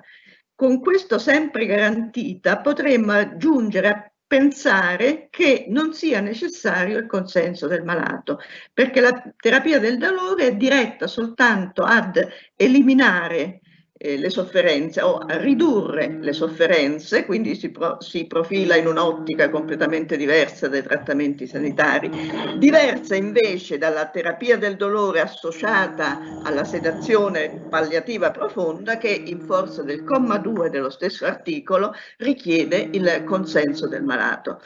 Per quanto riguarda poi la sentenza della Corte Costituzionale, ho già prima brevemente accennato alla difficoltà di intendere il significato di coinvolgimento come effettivo percorso di terapia del dolore oppure come prospettazione di una possibilità di un percorso, questo vuol dire. Sì, una cosa brevissima. Anche la Corte Costituzionale dice che, infatti, che tra le varie condizioni che sono necessarie per l'esonero dalla responsabilità c'è anche proprio quello di una informativa adeguata sulla terapia del dolore, sulle cure palliative, cioè deve essere comunque garantite le cure palliative anche nel caso del soggetto che non si limiti a rifiutare le terapie, ma che proprio voglia anticipare il decesso, insomma, la morte, cioè di porglielo come un'alternativa rispetto alla sua scelta, diciamo. Quindi lo prevede anche la Corte Costituzionale. Se posso rispondere, io credo che qui si tratti, nella prospettiva della Corte Costituzionale e del diritto costituzionale in generale, si tratti di non lasciare il paziente da solo. No, anche la precisazione che il tempo della cura è sempre il tempo della comunicazione, è comunque tempo della cura, no? C'è questo innervamento del principio personalista in tutto l'ordinamento, come è giusto che sia, che possiamo vedere al di là, potremmo dire, poi delle specifiche indicazioni normative come, ecco, la bussola che ci deve guidare. Cioè, stiamo parlando di persone che si trovano in una condizione di enorme fragilità, di enorme sofferenza, di enorme confusione, insomma, forse ognuno di noi ha potuto insomma in famiglia avere anche una percezione reale di cosa significa in questi casi. Dunque la legge 219 del 2017 va letta in questa prospettiva, cioè nella prospettiva comunque di un'interpretazione conforme alla Costituzione in ogni caso, indipendentemente dalle poi prescrizioni, e questo significa non lasciare mai solo il paziente, instaurare cioè nella anche, diciamo, un dovere non scritto, potremmo dire, del medico, delle strutture sanitarie, di non abbandonare mai il paziente a se stesso. In particolare la Corte Costituzionale nella 207 e nel 242, al di là degli obblighi che scaturiscono dalla legge 219, ci dice che cosa? Che il paziente deve essere messo nella condizione di sapere che esiste un'altra strada rispetto a quella che ovviamente in quelle condizioni di esasperazione, di dolore, di sofferenza ha deciso di intraprendere, cioè fino alla fine gli deve essere prospettata una possibile alternativa, che poi di volta in volta questa alternativa può essere diversa, perché la norma è generale astratta, ma i casi della vita, come sappiamo, sono insomma numerosissimi. Quindi quello che ci vuole dire la Corte Costituzionale, se non ho capito male, è questo, cioè il paziente non deve essere lasciato solo. Questo, diciamo, collega la seconda parte della motivazione della 207 alla prima, cioè alla ratio del mantenimento dell'articolo 580, con cui la Corte, con una grande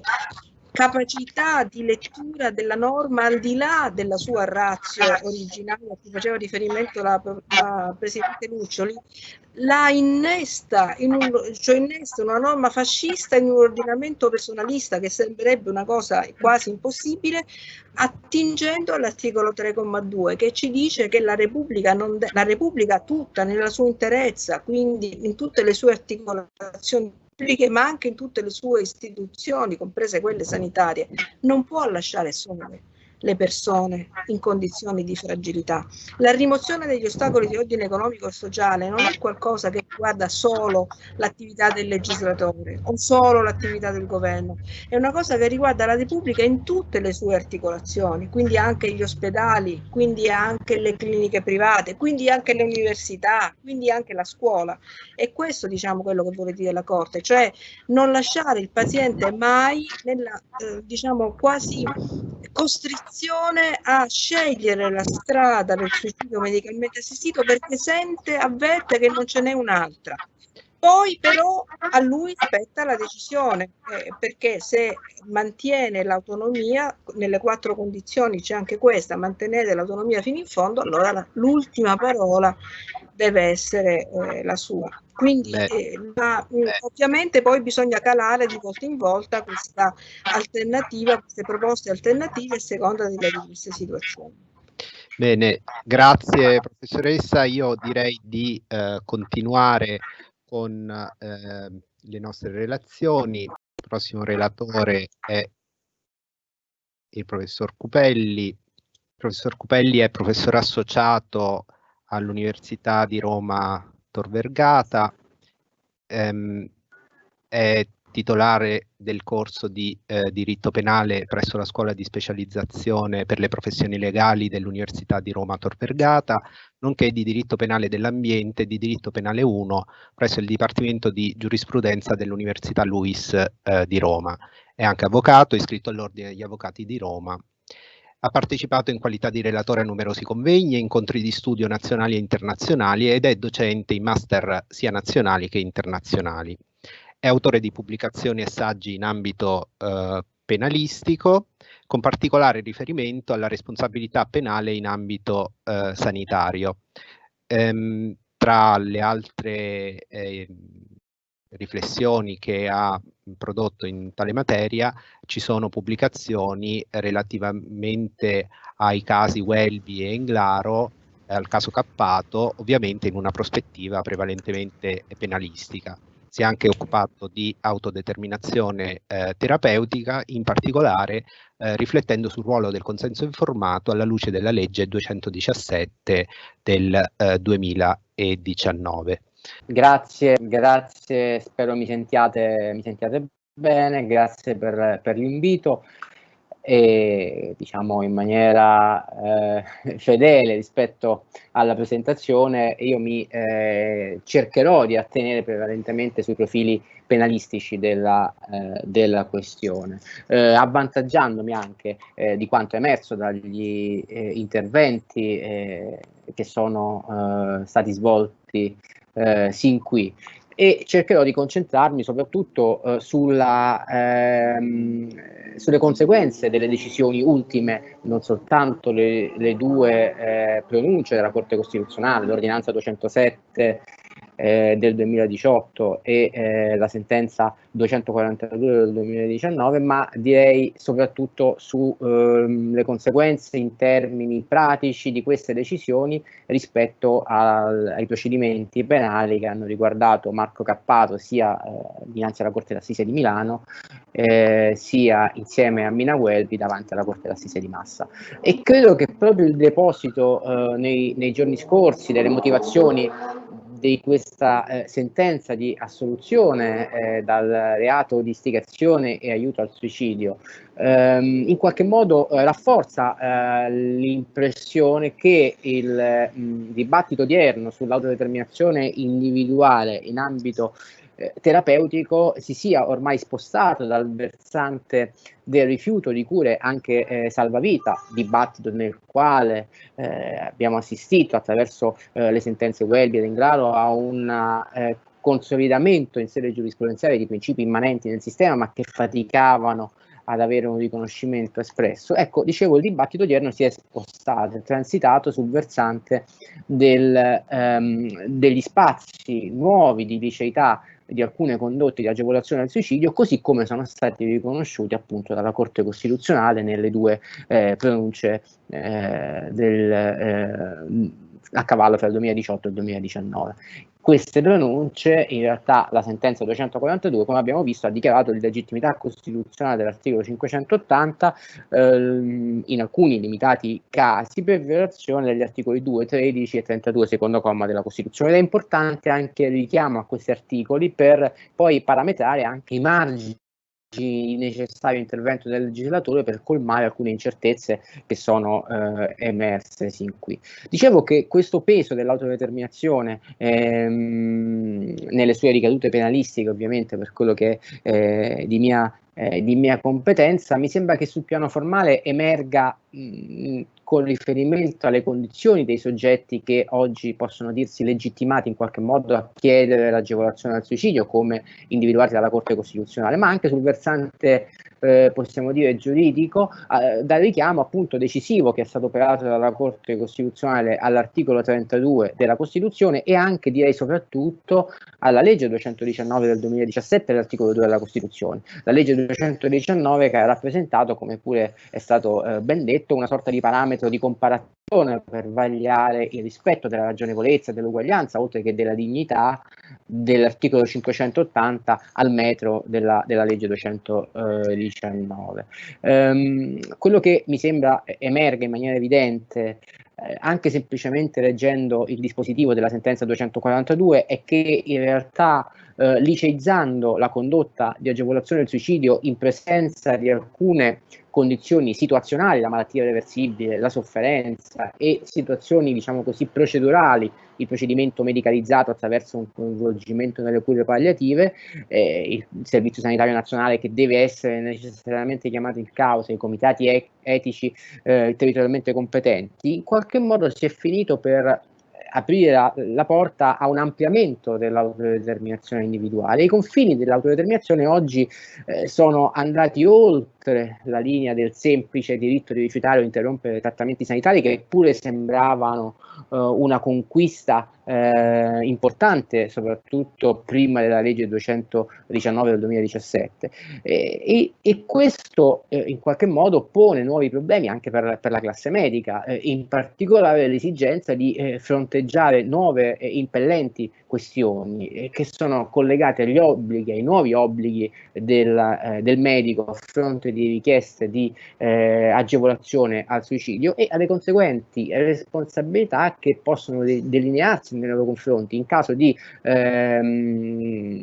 accettazione di queste richieste o addirittura in caso di rifiuto. Dunque un contesto problematico particolarmente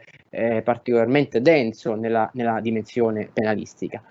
Credo che partendo dalla doppia pronuncia della Corte Costituzionale, perché le due pronunce, l'ordinanza 207 e la sentenza 242, vanno necessariamente lette in maniera combinata, il primo dato che emerge è lo sforzo di bilanciamento compiuto dalla Corte Costituzionale, perché da un lato infatti si è continuato a valutare, diciamo così, positivamente in astratto l'articolo 580 del Codice Penale in termini di, per così dire, meritevolezza del bene tutelato, perché si è ribadito come in generale non vi sia una incompatibilità dell'incriminazione dell'aiuto al suicidio con la Costituzione e con le norme convenzionali. Si è in qualche modo meritoriamente, direi, contribuito a dare una interpretazione più moderna, a ridisegnare, diciamo, in termini più coerenti con l'impianto costituzionale il fondamento della fattispecie, che oggi è ancorata, a prescindere ovviamente dalle concezioni di cui era portatore il legislatore del 1930, alla tutela del diritto alla vita, soprattutto delle persone più deboli e più vulnerabili. E in particolare viene ricondotto all'articolo 580 lo scopo di stringente attualità di tutelare proprio le persone che attraversano momenti di difficoltà, di sofferenza, per scongiurare il pericolo immanente che costoro decidano di porre in atto il gesto estremo del suicidio subendo interferenze di ogni genere. Dall'altro lato però, e qui c'è l'apertura ulteriore all'attualità e direi anche all'evoluzione della tecnica nell'ambito della medicina, è stata valutata in termini negativi, diciamo così, la perdurante applicabilità a talune situazioni che erano state evidentemente contemplate in maniera onnicomprensiva dal legislatore del 30, ed è stato, diciamo, selezionato attraverso un ritaglio del petitum un'area di non conformità costituzionale della fattispecie incriminatrice, che coincide con quella particolare condizione della persona che si è affetta da una malattia incurabile e produttiva di gravi sofferenze, la quale, ancora pienamente capace, sia completamente informata, libera di scegliere, che tuttavia non possa legittimamente darsi la morte, perché si trova nell'impossibilità di farlo autonomamente, se non attraverso una richiesta di interruzione dei trattamenti sanitari necessari alla sua sopravvivenza, con eventuale somministrazione della sedazione profonda. E tuttavia questa modalità venga ritenuta da parte dello stesso soggetto non conforme alla propria visione della dignità del morire. Si tratta in fondo di riconoscere, se vogliamo essere molto schematici e sintetici, una liceità in queste particolari evenienze individuate dalla Corte Costituzionale di un'agevolazione di ipotesi suicidarie distinte e direi distanti rispetto a quelle che erano state prefigurate dal legislatore del 1930, epoca nella quale, come è evidente, non erano immaginabili situazioni analoghe, non erano neanche immaginabili dei progressi della tecnica che potevano creare delle condizioni cliniche di vero e proprio limbo a cavallo tra la vita e la morte. Il caso di Eluana Englaro è abbastanza significativo. Ma come peraltro è stato ricordato, mi sembra che possa dirsi particolarmente importante anche nei riflessi penalistici, diciamo, la modulazione fornita dalla Corte Costituzionale degli effetti temporali della pronuncia, tanto che qualcuno ha parlato addirittura di una doppia incostituzionalità dell'articolo 580 del Codice Penale, che ha come spartiacque, diciamo, della data di pubblicazione della sentenza sulla Gazzetta Ufficiale. Quindi viene esclusa la non punibilità, viene esclusa la punibilità per il futuro rispetto a quelle particolari condizioni, diciamo, individuate dalla Corte Costituzionale, e per il passato rispetto a fatti che, pur non potendo rientrare, diciamo, nelle maglie procedimentali che la Corte Costituzionale ha selezionato, tuttavia in qualche modo possono essere connotate dall'essere stata prestata l'agevolazione con modalità che pur se diverse in qualche modo siano idonee a offrire garanzie sostanzialmente equivalenti. E qui viene anche indicato un percorso che i giudici devono seguire per poter valutare se siano state effettivamente offerte queste garanzie sostanzialmente equivalenti, quindi un percorso, possiamo dire, guidato. Ma l'effetto pratico importante anche a fini penalistici è che si tratta di modalità e garanzie sostanzialmente equivalenti che non potranno in alcun caso valere per i fatti successivi alla pubblicazione della pronuncia. Questo vale da subito a chiarire che eventuali nuovi casi antoniani o trentini negli stessi termini fattuali oggi non sarebbero più non punibili e dovrebbero essere, se non coerenti con le indicazioni della Corte Costituzionale, assoggettati a pena, perché appunto non può valere quella condizione analoga di garanzia che invece vale per i fatti precedenti alla sentenza della Corte Costituzionale. Ecco, in sostanza credo che, tornando al rilievo che avevo detto all'inizio, assume l'autodeterminazione terapeutica anche rispetto all'articolo 580 del Codice Penale, che si tratta di un abbinamento non così intuitivo, visto che siamo abituati a ragionare rispetto all'autodeterminazione terapeutica con riferimento ad altre fattispecie, penso in particolare all'omicidio del consenziente o all'omicidio, e viene evocata spesso l'articolo 32 della Costituzione con riguardo alle varie forme di eutanasia, soprattutto l'eutanasia cosiddetta passiva, con un'espressione che credo possa dirsi impropria. Ma dicevo, il divieto assoluto di aiuto al suicidio di cui l'articolo 580 del Codice Penale, nel percorso tratteggiato dalla Corte Costituzionale e con i limiti indicati dalla Corte Costituzionale, finisce in qualche misura per integrare una limitazione dell'autodeterminazione del malato nella scelta delle terapie, comprese appunto quelle finalizzate a liberarlo dalle sofferenze e a condurlo in via immediata alla morte. Cioè, quando il malato terminale non intende subire degli ulteriori, inevitabili, non più tollerabili trattamenti che rappresenterebbero per lui una sofferenza, fra i doveri del medico a quel punto non vi è più la difesa del paziente da se stesso a tutti i costi, ma nell'ambito di una visione moderna, possiamo dire, dell'alleanza terapeutica rimodellata in una chiave di lettura più ampia dei doveri desumibili dall'articolo 32 della Costituzione, vi è la tutela del paziente dalle ulteriori sofferenze terminali, appunto non più tollerabili e non corrispondenti alla sua idea di dignità. In altri termini, credo che si possa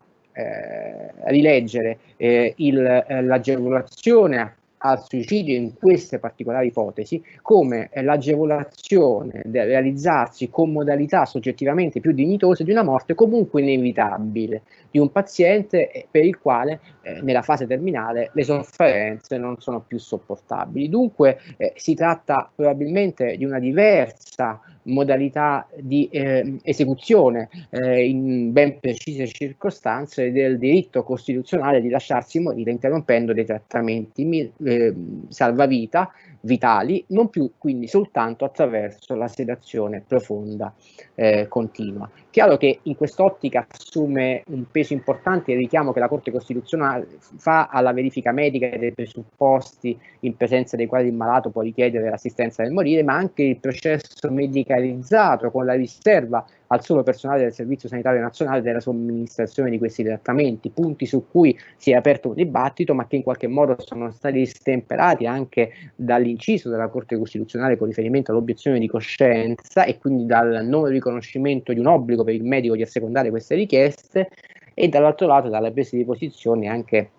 della Federazione Nazionale dell'Ordine dei Medici. Chiarito questo aspetto sul piano che potremmo definire assiologico, però l'ambito dell'intervento della Corte Costituzionale ha lasciato comunque residuare delle incertezze, nonostante le sentenze assolutorie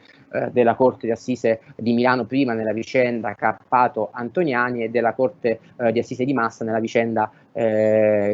Cappato, Minawelbi, Trentini, soprattutto direi in ragione dell'ambito, del perimetro applicativo di questa scriminante, così come è stata riconosciuta dalla Corte d'Assise di Massa. Tutto questo rende ancor più necessario e indifferibile, direi, l'intervento del legislatore, senza dimenticare come lo stesso intervento del legislatore fosse stato in qualche modo sollecitato non soltanto dall'ordinanza 207 del 2018 della Corte Costituzionale, che addirittura aveva invocato a chiare lettere lo spirito di leale e dialettica collaborazione istituzionale, rinviando l'udienza di un anno circa dopo, ma anche dalla stessa sentenza 242 del 2019, che si conclude con l'auspicio più timido rispetto all'ordinanza 207, visto che è comunque la Corte Costituzionale rimasta scottata dall'inerzia del legislatore, comunque un auspicio a che la materia formi oggetto di una sollecita e compiuta disciplina da parte del legislatore. E devo dire che da questo punto di vista il legislatore è stato anche, lo è stato ricordato, agevolato, in qualche modo aiutato, visto che la Corte Costituzionale ha dettato una serie di quelle che potremmo definire linee guida di intervento che coerentemente con la propria motivazione hanno in qualche modo aperto la strada nell'ottica del bilanciamento al legislatore per un intervento che possa dirsi equilibrato e in qualche modo risolutivo. E credo che nell'ottica di un intervento del Parlamento uno dei punti centrali, degli snodi che non potranno essere non affrontati, riguarda appunto quello che è stato ricondotto ai cosiddetti casi analoghi, in qualche modo diversi, seppur simili e vicini rispetto a quelli sottratti dalla Corte Costituzionale alla non punibilità, alla punibilità dell'articolo 580. In qualche modo il pensiero va all'ipotesi di chi, è il caso di Davide Trentini, si trovi in condizioni di malattia grave e irreversibile, in qualche modo sovrapponibili da questo punto di vista a quelle di Antoniani, ma non sia tenuto in vita da trattamenti di sostegno vitale come il respiratore artificiale, perché supportato ad esempio da presidi farmacologici. Bene, la questione non è di poco poco conto riguarda in qualche modo l'interpretazione da dare al principale requisito individuato dalla Corte Costituzionale, cioè quello per cui il paziente deve essere sottoposto a trattamenti di sostegno vitale per poter poi chiedere di essere agevolato al suicidio con non punibilità di colui che lo agevola. E bisognerà chiarire se possa accedersi a un'interpretazione estensiva di quei trattamenti di sostegno vitale, come ha fatto la Corte d'Assise di Massa, tale da ricomprendervi anche terapie farmacologiche, terapie antidolorifiche, antispastiche o invece debba in qualche modo attestarsi su un'interpretazione più restrittiva. La Corte d'Assise di Massa ha dovuto affrontare questo problema con riferimento al caso Trentini, perché ricordiamo che a differenza di Antoniani, Trentini non era dipendente da macchine che in qualche modo ne supportassero le funzioni vitali, né si alimentava per via parentale. Però, secondo i giudici di Massa, nel corpo di una motivazione molto articolata, sarebbe però, come dire, fuorviante interpretare il principio, la regola enucleata dalla Corte Costituzionale nel caso Cappato, alla luce della vicenda concreta in cui ha trovato origine, in cui ha trovato anche prima applicazione nella sentenza della Corte d'Assise di Milano, dovendosi invece individuare, secondo i giudici di Massa, il vero punto di riferimento della decisione della Corte Costituzionale, quindi dell'illegittimità dell'articolo 580 nella disciplina della legge 219 del 2017, soprattutto laddove viene riconosciuto al paziente il diritto di rifiutare e interrompere qualsiasi trattamento sanitario. Secondo la Corte d'Assise, quindi, il riferimento a qualsiasi trattamento sanitario assume una portata, diciamo così, generale, una portata tale da ricomprendere ogni intervento realizzato con terapie farmaceutiche, con l'assistenza di personale medico, paramedico o con l'ausilio di macchinari medici, oltre naturalmente alla nutrizione e alla idratazione artificiali, che però sono per espressa previsione normativa della legge 219 ormai assimilati a un trattamento sanitario vero e proprio. Quindi la conseguenza di questa presa di posizione, che poi viene declinata in concreto portando all'assoluzione degli imputati, qual è? È che ai fini dell'interpretazione di questo requisito stabilito dalla Corte Costituzionale bisogna tener conto che la dipendenza da trattamenti di sostegno vitale non significa necessariamente ed esclusivamente, tassativamente direi, dipendenza da una macchina, ma possono venire in rilievo tutti i trattamenti sanitari come diciamo sono stati definiti dalla stessa sentenza, tutti quei trattamenti interrompendo i quali si verificherebbe la morte del malato anche in maniera non rapida. Ora, è chiaro che siamo al cospetto di un'interpretazione estensiva che punta non soltanto a risolvere il caso concreto, il caso Trentini, ma ad ampliare, diciamo così, le condizioni sostanziali di liceità richieste affinché il paziente possa ottenere un aiuto al suicidio lecito, quindi non suscettibile poi di conseguenze sul piano penale per chi appunto agevola queste richieste, e lo fa appunto valorizzando il riferimento della Corte Costituzionale dalla legge 219 del 2017, quindi ritorna il discorso relativo all'autodeterminazione, e in particolare diciamo è interessante notare come assume un ruolo decisivo in questa valutazione ripresa anche dalla in qualche modo Corte d'Assise di Massa il principio di autodeterminazione sul piano della ragionevolezza, cioè sul piano del rapporto ai sensi dell'articolo 3 della Costituzione proprio fra la disciplina prevista dalla legge 219 e la consacrazione che questa legge fa del percorso di elaborazione giurisprudenziale del rifiuto da parte del paziente o dell'interruzione dei trattamenti sanitari anche se necessari per la sopravvivenza, e quelle che potrebbero essere le conseguenze irragionevoli invece qualora permanesse la punibilità in quelle circostanze dell'agevolazione al suicidio. Ora, chiaramente non non prendo una posizione su questo punto ora, però questa problematicità della soluzione adottata dalla Corte d'Assise di Massa, che è una soluzione certamente plausibile, ben argomentata, che valorizza appunto il richiamo alla legge 219 del 2017, però che al tempo stesso si espone a non indifferenti limiti e obiezioni, a partire da quella, niente affatto trascurabile, in qualche modo di prendere posizione su un punto lasciato aperto, probabilmente in maniera voluta, in nome di quella leale collaborazione del Parlamento, che con il Parlamento che la Corte Costituzionale ha più volte chiamato in causa da parte degli stessi giudici costituzionali, e quindi in qualche modo è stata scavalcata probabilmente dai giudici di Massa non soltanto la prerogativa del giudice delle leggi, tanto che, come ha evidenziato la professoressa Salazar, sarebbe stato forse più opportuno sollevare un'ulteriore questione di legittimità costituzionale, ma direi anche e soprattutto le prerogative del potere legislativo nelle scelte di politica criminale, che riguardano anche la valutazione sul non punire dentro quali confini,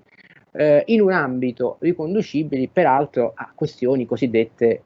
eticamente sensibili. Direi, oltre che sui confini, l'intervento del legislatore sia quanto mai opportuno anche, diciamo così, per prendere posizione sulla soluzione tecnica da prediligere per concretizzare questa esigenza di adeguamento costituzionale, cioè esclusione della tipicità, andando proprio al tecnicismo penalistico, oppure scriminante, e in particolare scriminante procedurale, che è una nuova figura studiata e applicata soprattutto dalla dottrina tedesca, che sta trovando spazio sempre più nell'ambito del nostro ordinamento. Nel primo caso, cioè qualora si ritenesse che la soluzione tecnica per non punire quelle condotte di agevolazione del suicidio sia quella di escludere la tipicità della condotta, si potrebbe pensare a un intervento del legislatore direttamente sull'articolo 580 del Codice Penale. Nel secondo caso, scriminante procedurale, peraltro in maniera coerente col percorso segnato dalla stessa Corte Costituzionale, si potrebbe intervenire nel corpo della legge 219 del 2017 e in particolare, visto che è stato anche più volte invocato in questo nostro incontro, credo che si potrebbe intervenire proprio sull'articolo 2 della legge 219 del 2017. Quello che è sicuro è che comunque bisognerà, appunto, come è emerso, meglio tipizzare condizioni e presupposti di liceità di questa agevolazione e soprattutto, come dire, individuare dei rimedi adeguati per scongiurare il rischio, sempre dietro l'angolo, di eccessi di burocrazia che possano in qualche modo spersonalizzare e ridurre a semplici formalità le procedure da seguire per legittimare l'agevolazione del suicidio. E il pensiero al ruolo spesso meramente formale assunto dal consenso informato, che invece ha un peso decisivo nell'ambito della liceità del trattamento medico, è evidente. Lo sforzo ovviamente di arrivare a un esatto inquadramento, esclusione della tipicità, causa di giustificazione, scriminante procedurale, non è soltanto una disputa, diciamo così, accademica, priva di rilievi pratici,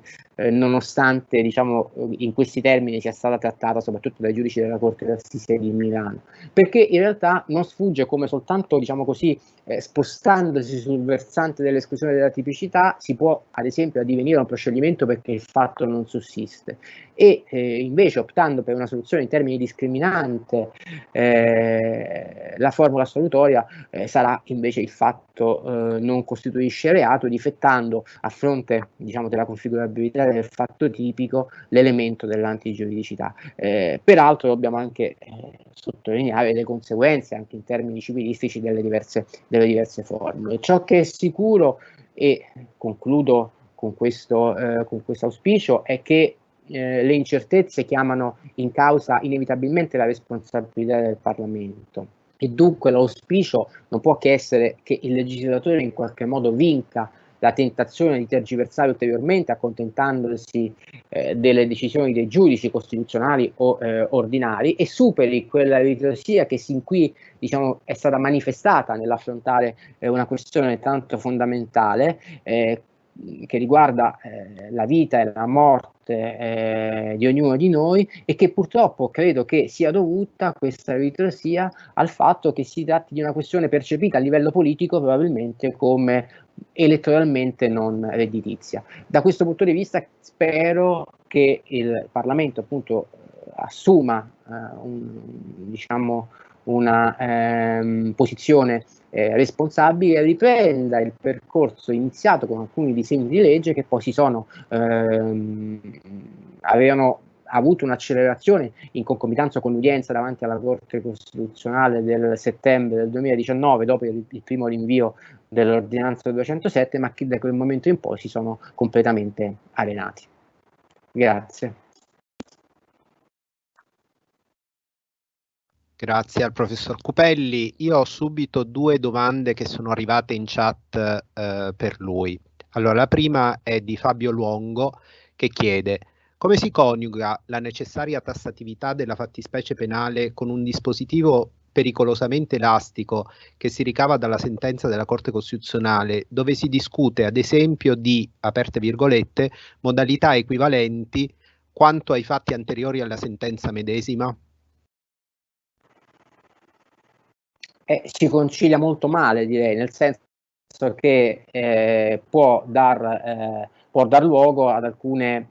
come dire, perplessità, deficit di tassatività e determinatezza particolarmente gravi, stemperate nel caso di specie dal fatto che comunque possono avere degli effetti, per così dire, in bonam partem, perché di fatto allargano in maniera probabilmente indeterminata la potenziale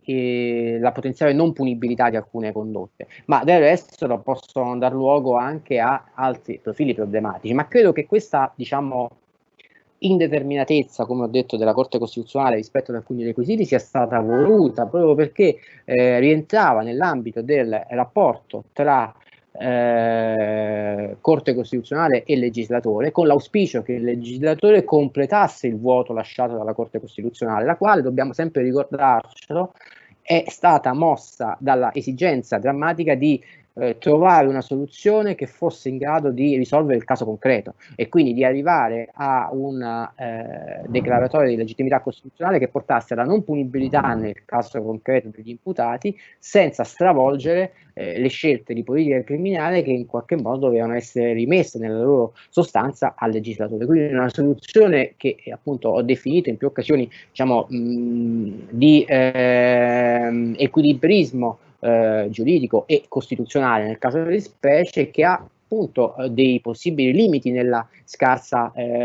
tassatività di alcuni requisiti, che però appunto sono più accettabili in quanto con riflessi in bonam partem, ma che devono, credo, necessariamente essere colmati anche da parte del legislatore quanto prima. Grazie. L'altra domanda viene invece da una collega del Foro di Udine, Andreina Baruffini, che chiede: chi aiuta il suicidio di un malato oncologico terminale avviato alle cure palliative domiciliari resta punibile? Ecco, questo è diciamo, una domanda alla quale si può rispondere in termini alternativi, sì o no, a seconda dell'interpretazione che assume il riferimento ai trattamenti di sostegno vitale. Procedendo con interpretazioni estensive, quindi aperte dalla Corte d'Assise di Massa, ma potenzialmente ulteriormente dilatabili, si potrebbe arrivare a ritenere non punibili anche coloro che portano, che agevolano il suicidio in queste condizioni. Laddove invece si ancorasse il limite della non punibilità a dei requisiti più stringenti legati o a una visione dei trattamenti di sostegno vitale come diciamo strettamente necessari per la sopravvivenza, al di là delle sofferenze che possono esserci o meno, oppure addirittura in termini ancora più stringenti all'essere in qualche modo collegati a macchine che supportano o sostituiscono funzioni vitali, chiaramente chiaramente si arriverebbe invece a dover riconoscere la punibilità. Quindi ancora una volta questa incertezza nella risposta tradisce l'esigenza di una presa di posizione chiara, tassativa e inequivoca da parte dell'organo deputato a ciò, soprattutto perché si tratta di un tema eticamente sensibile oltretutto, e cioè il legislatore, non potendosi da parte del legislatore fare sempre affidamento sulla capacità indubbia dimostrata proprio in questo ambito, ad esempio dall'evoluzione del tema del rifiuto di cure da parte della giurisprudenza. È ora che il legislatore si assuma una sua responsabilità, chiarendo anche questi punti che possono dar luogo a disparità di trattamento. Grazie moltissime. A questo punto allora io passerei all'ultima relazione in programma, che è affidata al professor Gaudino. Il professor Luigi Gaudino è associato di diritto privato comparato presso il Dipartimento di Scienze Giuridiche dell'Università di Udine, è titolare dei corsi di istituzioni di diritto privato e di diritto privato comparato. È autore di numerosi studi in tema di responsabilità civile, contratti, diritto di famiglia, diritti della personalità, e si occupa da quasi 20 anni di profili giuridici riguardanti le scelte di fine vita. Tra le sue pubblicazioni mi preme in particolar modo ricordare uno dei suoi ultimi libri, che si intitola L'ultima libertà, scelte di fine vita, le questioni e le opinioni, il panorama internazionale e le prospettive italiane, pubblicato dalla casa editrice del nostro Ateneo. E proprio delle prospettive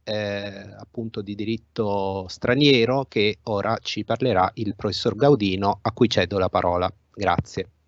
Grazie, spero si senta bene. Ci sono tantissime cose che sono state dette e la cosa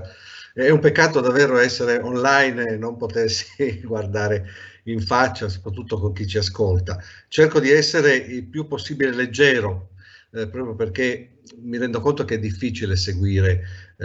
con questi strumenti. Prima di cominciare il nostro viaggio in giro per il mondo, direi che devo fare due premesse. Anzitutto qualcosa che è già stato accennato, ma perché stiamo parlando di scelte di fine vita? Perché dagli anni 70 in poi, un po' dappertutto, certamente non solo da noi, si comincia a parlare di scelte di fine vita? E le ragioni sono estremamente facilmente rinvenibile. C'è il progresso che ha fatto tante cose buone, ci ha arricchito enormemente, sappiamo tutti che viviamo di più, viviamo meglio. Proprio poco fa ho letto una maglietta: non si smette di essere giovani quando non si smette di andare in barca quando si diventa vecchi quando si smette di andare in barca. L'atteggiamento che abbiamo è questo ormai, no? Però questi doni, di questo spiritello forse un po' maligno, hanno anche delle controindicazioni, per cui abbiamo delle cose che una volta non esistevano: lo stato di minima coscienza, la locked-in syndrome, lo stato vegetativo permanente. Io una cosa che ripeto sempre, da bambino gli anziani mi dicevano la paura era quello di morire, di essere sepolti vivi. La paura era quello di una morte apparente. Immaginiamo adesso una morte apparente però su un letto di ospedale, come nella locked-in syndrome, in cui non si ha nessuna possibilità di comunicare con l'esterno.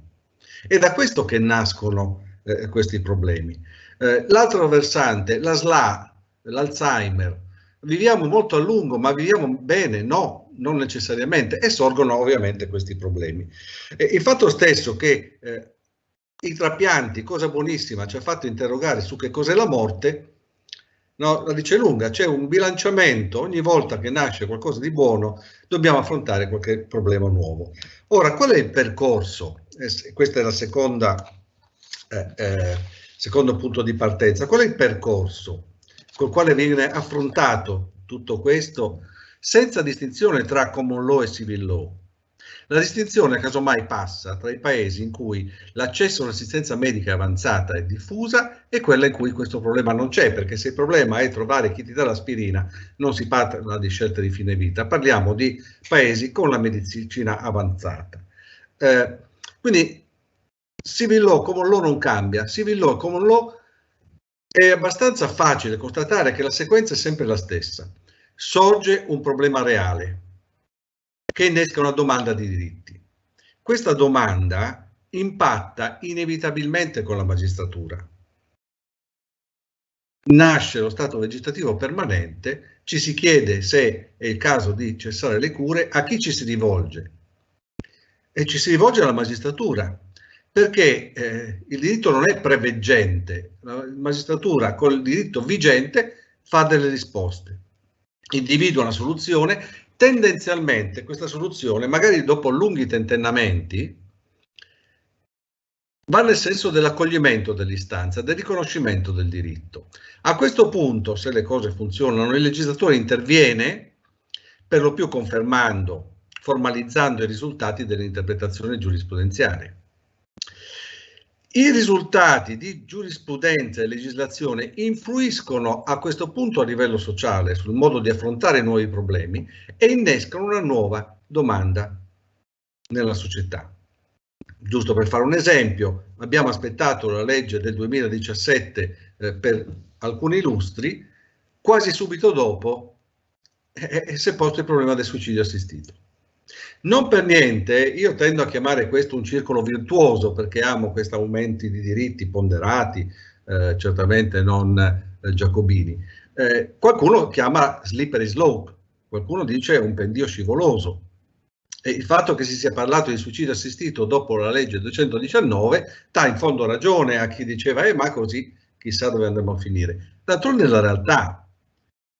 e non è una cosa nostra, ed ecco andiamo a vedere un po' che cosa succede in giro per il mondo, tanto per non essere provinciali.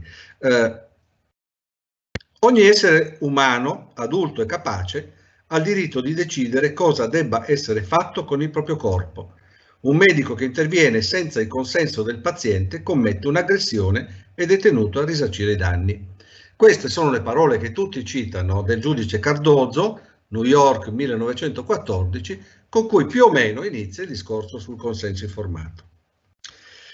Principio che appunto siamo a New York del 1914, per arrivare da noi ci ha messo parecchio questo principio a fare il suo giro del mondo. Però da qua incomincia il percorso che porta quasi subito, perché il diritto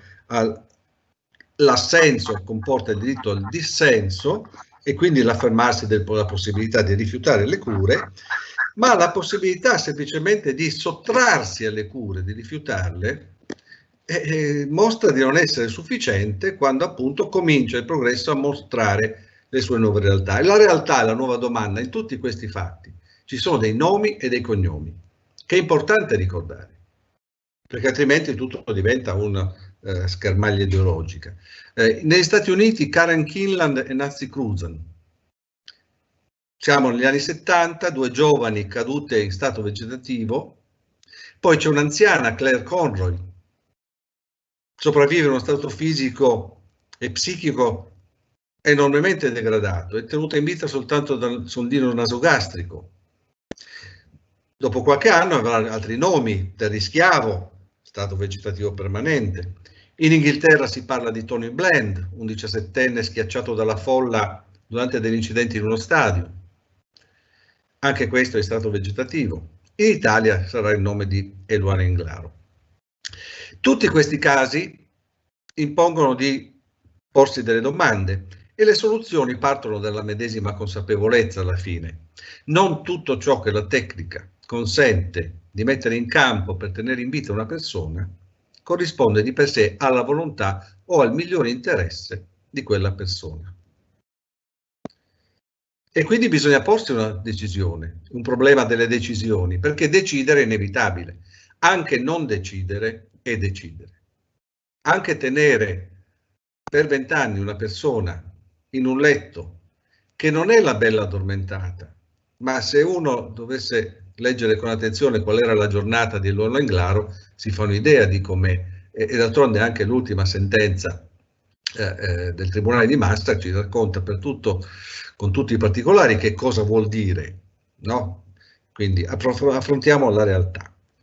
E quindi bisogna porsi il problema, decisioni da adottare, attivare, disattivare, non attivare le cure di fronte all'incapacità dell'interessato. La risposta in questo momento è quella che conosciamo, la volontà dell'interessato non cessa di essere rilevante in caso di perdita di coscienza. Anche qui la volontà continua a dover guidare le decisioni mediche, il problema diventa come facciamo a sapere qual è la volontà di questa persona. E allora le diverse ricostruzioni, e allora compare il Living Will, Stati Uniti negli anni 70, e poi si diffonde in Spagna nel 2002, in Inghilterra nel 2005, in Francia nel 2005, in Austria nel 2006, in Germania nel 2009, in Portogallo nel 2012, ed è solo un piccolo elenco. Arriviamo all'Italia nel 2017, dal Living Will a disposizioni anticipate di trattamento. In tutti questi casi, cosa fosse ancora più importante, perché le disposizioni anticipate di trattamento, diciamolo, è un momento di civiltà ma non è risolutivo, è uno strumento che ha ovviamente i suoi limiti. Ecco perché diventa molto importante quello che gli americani chiamano lasting power of attorney, i francesi personne de confiance e noi fiduciario. E il fiduciario la parte forse più importante sotto questo profilo della nuova legislazione. Ma allora, se ci sono tutte queste cose, perché dobbiamo parlare di eutanasia e suicidio assistito? Perché? Perché la realtà di nuovo ci pone di fronte all'insufficienza di rifiuto delle cure e di disposizioni anticipate a fornire tutte le soluzioni che proprio anche altre persone chiedono. Anzitutto è necessaria una precisazione lessicale, questo perché nel dibattito politico, che non è, diciamolo pure, non è sempre all'altezza della delicatezza e degli aspetti etici, ma a volte sembra di essere a un derby o romano-milanese, Milan, Inter, Lazio, Roma. Il lessico è importante. E allora, parliamo, guardando come si parla in giro per il mondo per capirsi con tutti, parliamo di suicidio medicalmente assistito quando è il malato a compiere l'ultimo atto. Parliamo di eutanasia quando è il medico a somministrare il farmaco e constatiamo anche che in molte realtà questa distinzione viene superata. In molte realtà noi parliamo, ad esempio in Canada, in alcuni stati australiani, si parla di medical assisted death, voluntary assisted dying, senza distinguere tra appunto suicidio e eutanasia. Ora, queste regole, il divieto di suicidio, il divieto di eutanasia, che sono regole che conosciamo da sempre e che, diciamo pure, apro una piccola parentesi perché merita ogni tanto ricordare, la legge inglese del 1961 e il nostro articolo del codice penale non nascono per proteggere le persone, nascono in un atteggiamento culturale che è antico, in cui il corpo della persona è di proprietà del re o dello Stato, l'anima della persona è di proprietà della Chiesa, il suicida è doppiamente colpevole nei riguardi dello Stato a cui sottrae un soldato o una fattrice e nei riguardi della religione a cui sottrae un'anima. Non potendo vietare da un certo punto in poi, infatti la legge inglese e di altri paesi anglosassoni è del 1961, relativamente recente, e va a sostituire la punizione del tentato suicida, è nuovo il nostro atteggiamento anche loro ovviamente adesso, del divieto di assistenza al suicidio per proteggere il debole, il vulnerabile. Chiusa la parentesi. A un certo punto queste norme entrano in tensione, ma perché? Perché il diritto di decidere mediante un living will, mediante il rifiuto delle cure, mediante l'accesso alla sedazione palliativa profonda non è sufficiente a fornire una risposta. Non è un caso che molto del contributo alla giurisprudenza in giro per il mondo è fornito da malati di SLA, perché il malato di SLA ha questa caratteristica. La situazione è progressiva. Arriva un momento nella vita del malato di SLA in cui è un bivio, deve decidere se accettare la tracheostomia, continuare a vivere e a quel punto non avrà alcuna altra possibilità se non quella eventualmente di rifiutare l'ausilio alla respirazione con una morte non facile da accettare, oppure rifiutare la tracheostomia e morire prima. Impossibile per il malato di SLA uccidersi. Perché? Perché non ha la gestione dei propri arti. Ecco, per noi europei, anche qua torniamo ai nomi, il primo nome è quello di Diane Pretti. All'inizio degli anni 2000, affetta da SLA, lei chiede al procuratore di consentire al marito di aiutarla a suicidarsi, assicurando che questo non sarà perseguito. Questa sua domanda viene portata davanti alle corti britanniche fino all'House of Lords e viene respinta, viene portata davanti alla Corte europea dei diritti dell'uomo e anche qua la risposta è negativa. Ma perché? L'argomentazione, il succo, distillando proprio in poche parole, l'argomentazione è che la Convenzione europea dei diritti dell'uomo non può essere interpretata per fermare l'esistenza di un diritto al suicidio. Tocca al legislatore bilanciare, perché è una responsabilità del legislatore quella di bilanciare l'esistenza di un diritto della persona a decidere come morire con gli obiettivi di tutela dei deboli, dei vulnerabili da influenze negative. Risposta che viene ripetuta anche in altre sentenze, ma è interessante che questa stessa argomentazione la ritroviamo in Canada in quegli anni 1993. Il divieto di suicidio assistito non è incostituzionale perché risponde a obiettivi di tutela dei deboli. Stesso discorso, Corte Suprema degli Stati Uniti, 1997, Washington, Glucksberg e Vacco verso Quill, molto famose. Anche qua dice: non passate la palla a noi come Corte Suprema sostanzialmente costituzionale, che il legislatore si prenda la responsabilità. È compito di ogni Stato stabilire come e dove lavorare. Diversa è stata la Corte Costituzionale colombiana, una strana isola in Sud America. Nel 1997 la Corte Suprema colombiana legittima l'eutanasia dichiarando l'omicidio pietoso se attuato da un medico su richiesta del paziente non punibile.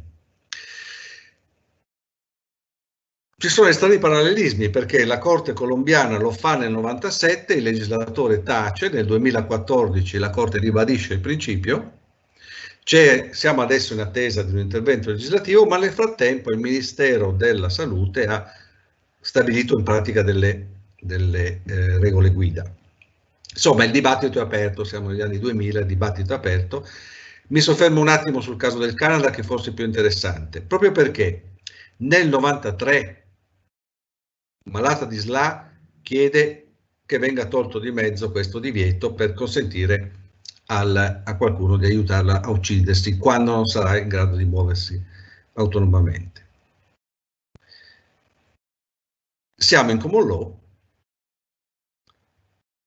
La situazione è settled, come si dice, se non che passano una ventina d'anni,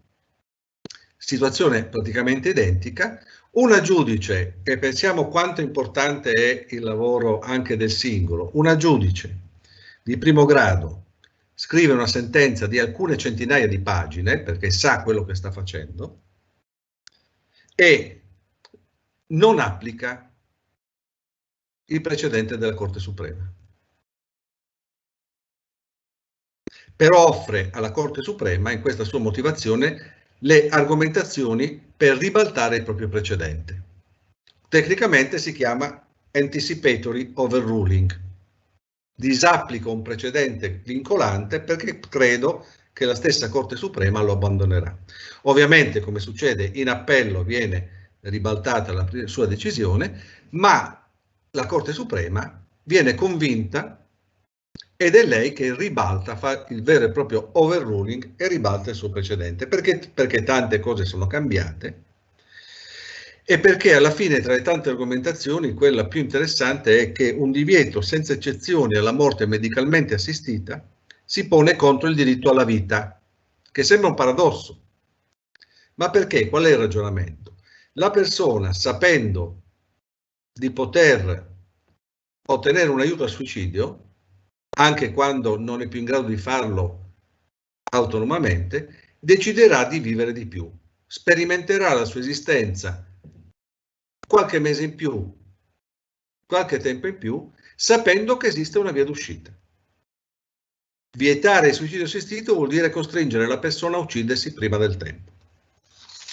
che è un argomento decisamente interessante. Cosa fa la Corte Suprema canadese? Quello che ha fatto la nostra Corte, e l'ha fatto prima. Dà al legislatore un certo tempo per modificare le norme e stabilire delle regole, perché si sa che queste cose vanno disciplinate. Contemporaneamente però scrive un assetto di regole destinate a entrare in gioco nel momento in cui il legislatore fosse rimasto in silenzio.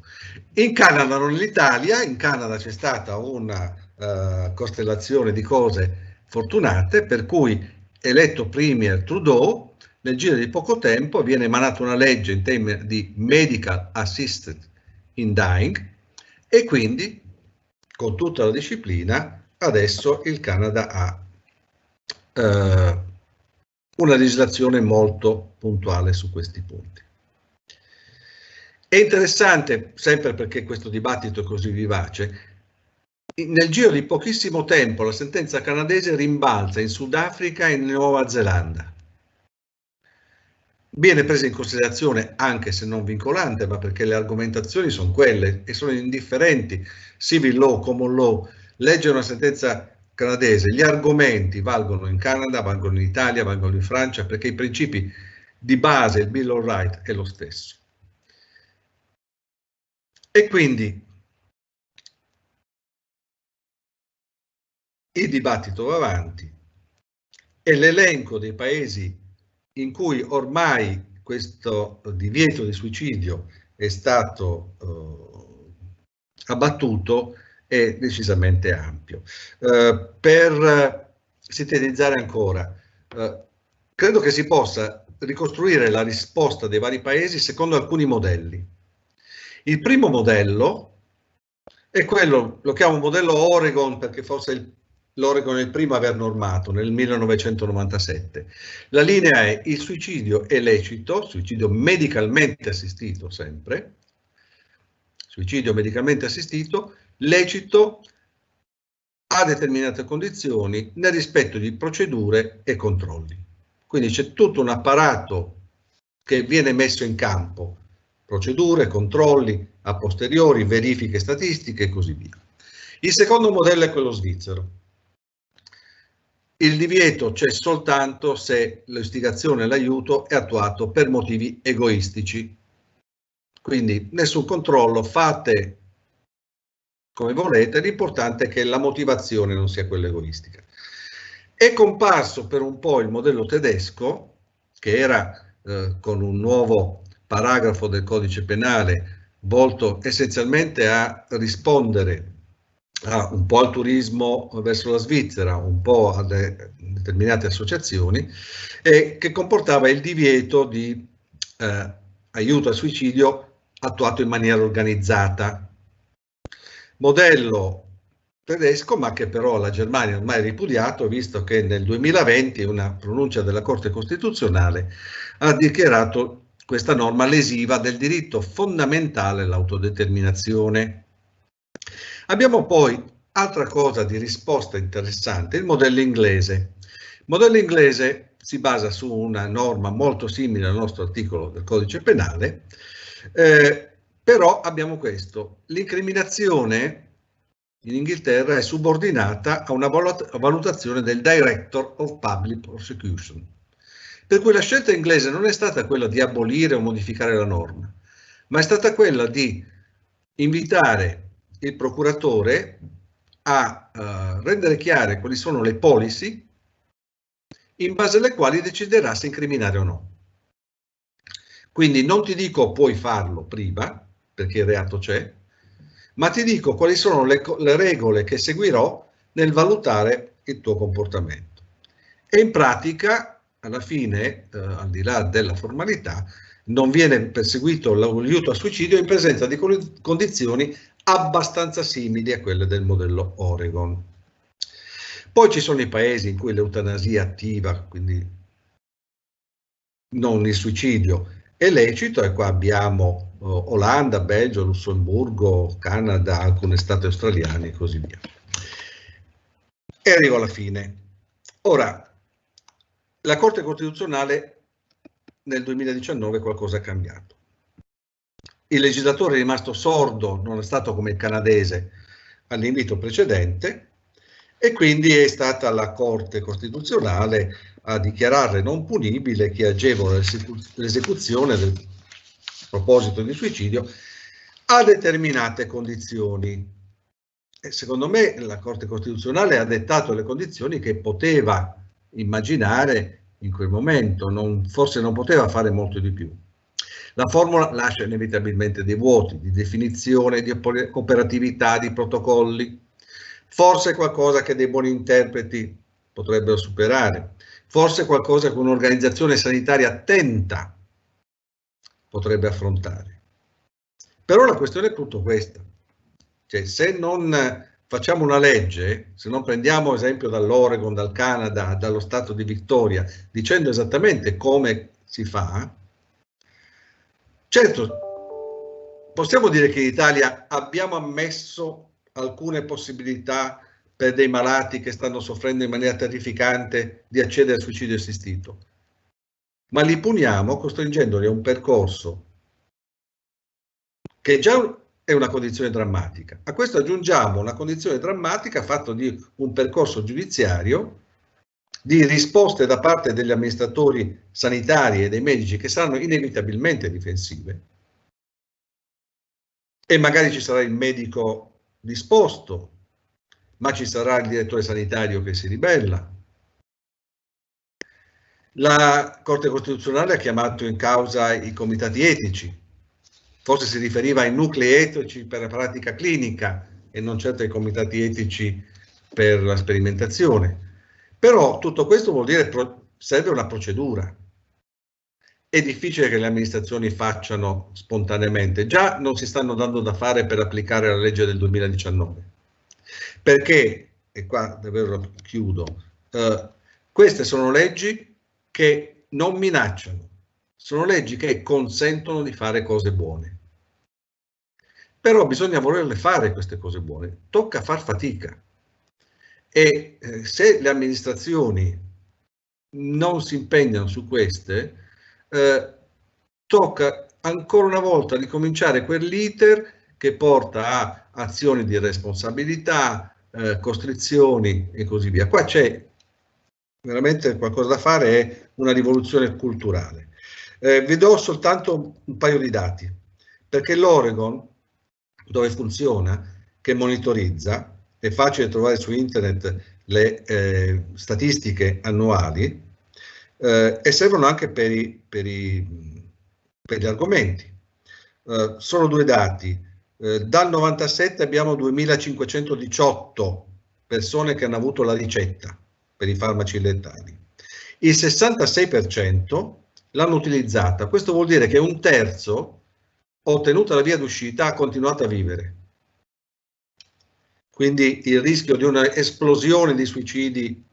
è scongiurato. Gli altri argomenti classici negli Stati Uniti, ma chi farà questo? Si suicideranno i poveri, i neri, quelli che non hanno accesso alle cure mediche.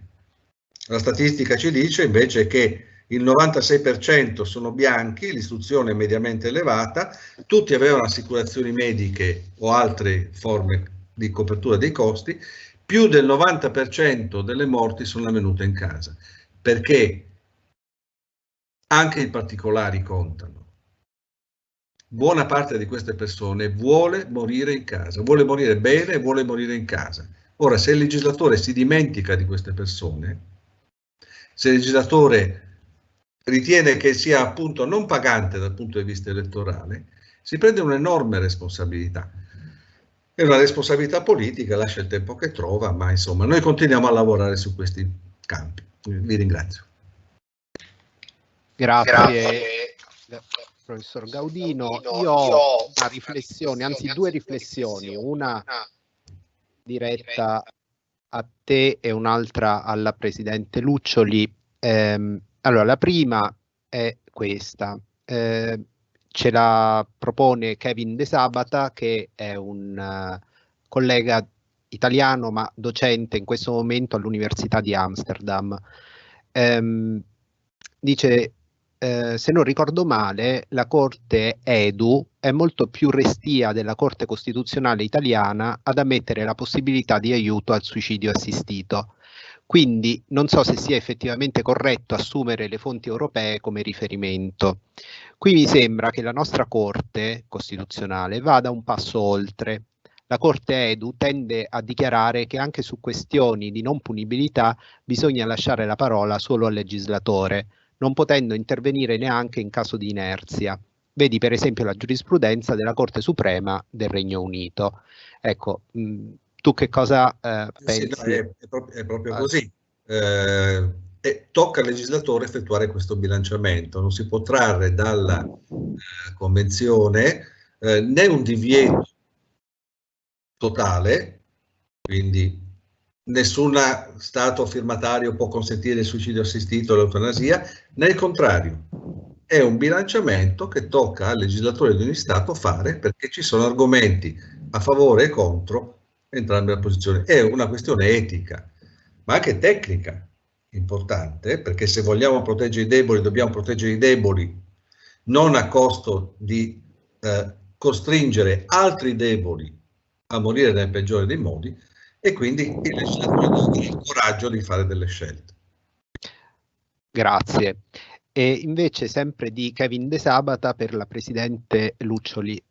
Dice così: sul consenso alla terapia del dolore non sarei d'accordo con la Presidente Luccioli. Se operiamo una lettura costituzionalmente orientata, ammettere la terapia del dolore senza consenso potrebbe, per esempio, cozzare con la libertà religiosa in caso di un paziente musulmano, per esempio, religione rispetto alla quale la sedazione non è spesso vista di buon occhio, ma ci sono anche altri casi. Quindi credo che dobbiamo interpretare la norma nel senso di includere la terapia del dolore nel novero dei trattamenti sanitari soggetti ad obbligo di consenso informato. Questa è un'interpretazione possibile. La possibilità di interpretare il comma dell'articolo 2 in cui si dice che è sempre garantita la terapia del dolore e che si differenzia da un comma successivo, mi pare il comma 5 dello stesso articolo, in cui si fa riferimento espresso alla necessità del consenso per terapia del dolore associata alla sedazione profonda, può indurre all'interpretazione diversificata, cioè nell'un senso la terapia del dolore è sempre legittima, nell'altro senso invece se associata alla sedazione profonda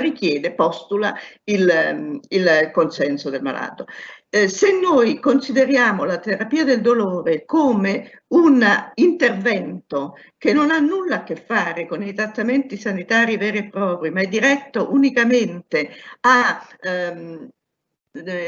diminuire la sofferenza del malato, potremmo inquadrare questo tipo di intervento come un trattamento dovuto anche secondo il codice deontologico. La richiesta della Corte Costituzionale, nel senso del coinvolgimento di cui parlavamo prima, è proprio quella di garantire che quella richiesta di aiuto al suicidio avvenga in condizioni tali da non essere determinata dallo stato di particolare sofferenza del malato che non chiede altro che di liberarsi della malattia che lo affligge, ma postula che sia formulata da un soggetto che pur in una situazione di generale grande sofferenza sia ancora in grado di manifestare la propria volontà. Non escludo peraltro che possa essere anche adottata una interpretazione diversa sul punto, la giurisprudenza non c'è, un'interpretazione diversa per cui sia nell'uno che nell'altro caso si applichi nel modo più assoluto, più perentorio il principio del consenso informato. Non prenderei a riferimento le convinzioni religiose del malato, perché insomma c'è tutta qui la problematica, le trasfusioni, il divieto di trasfusioni, eccetera, perché veramente ci inoltreremmo in un campo molto delicato e molto discutibile. Bene, allora io direi che siamo in perfetto orario, non vedo altre domande nella chat. Volevo ringraziare chi ha reso possibile tecnicamente questo collegamento, quindi innanzitutto il personale tecnico dell'Ateneo, in particolar modo il signor Brunetta, il dottor Tartaglia Polcini, che veramente si è messo generosamente a disposizione di tutta l'organizzazione per rendere possibile il collegamento, la dottoressa Petracchi dell'ufficio di formazione decentrata della Corte d'Appello di Trieste, tutto il personale del Dipartimento che hanno reso possibile la comunicazione interna, e poi l'ufficio comunicazione dell'Ateneo, che invece si è occupato e si occuperà poi successivamente della diffusione della registrazione dell'incontro di oggi. Da ultimo, ma non da ultimo, il ringraziamento al dottor Comez e alla dottoressa Gigantesco per aver voluto ancora una volta cementare una collaborazione feconda con il Dipartimento di Scienze Giuridiche dell'Università di Udine. Io ringrazio ancora tutti e vi posso dire che abbiamo raggiunto tantissime persone, c'è stato un picco di partecipazione che è arrivato a 152 contatti, siamo riusciti a raggiungere tantissime persone che forse se ci fossimo visti in presenza non avremmo raggiunto. Certo, rimane il rammarico di non esserci potuti vedere dal vivo e salutarci, però questo significa soltanto che ci impegniamo appena si saranno superate tutte le difficoltà legate al Covid a organizzare un altro incontro su un tema altrettanto interessante per vederci di persona. Ringrazio di cuore tutti i relatori, le relatrici e chi ha reso possibile la giornata odierna. Grazie.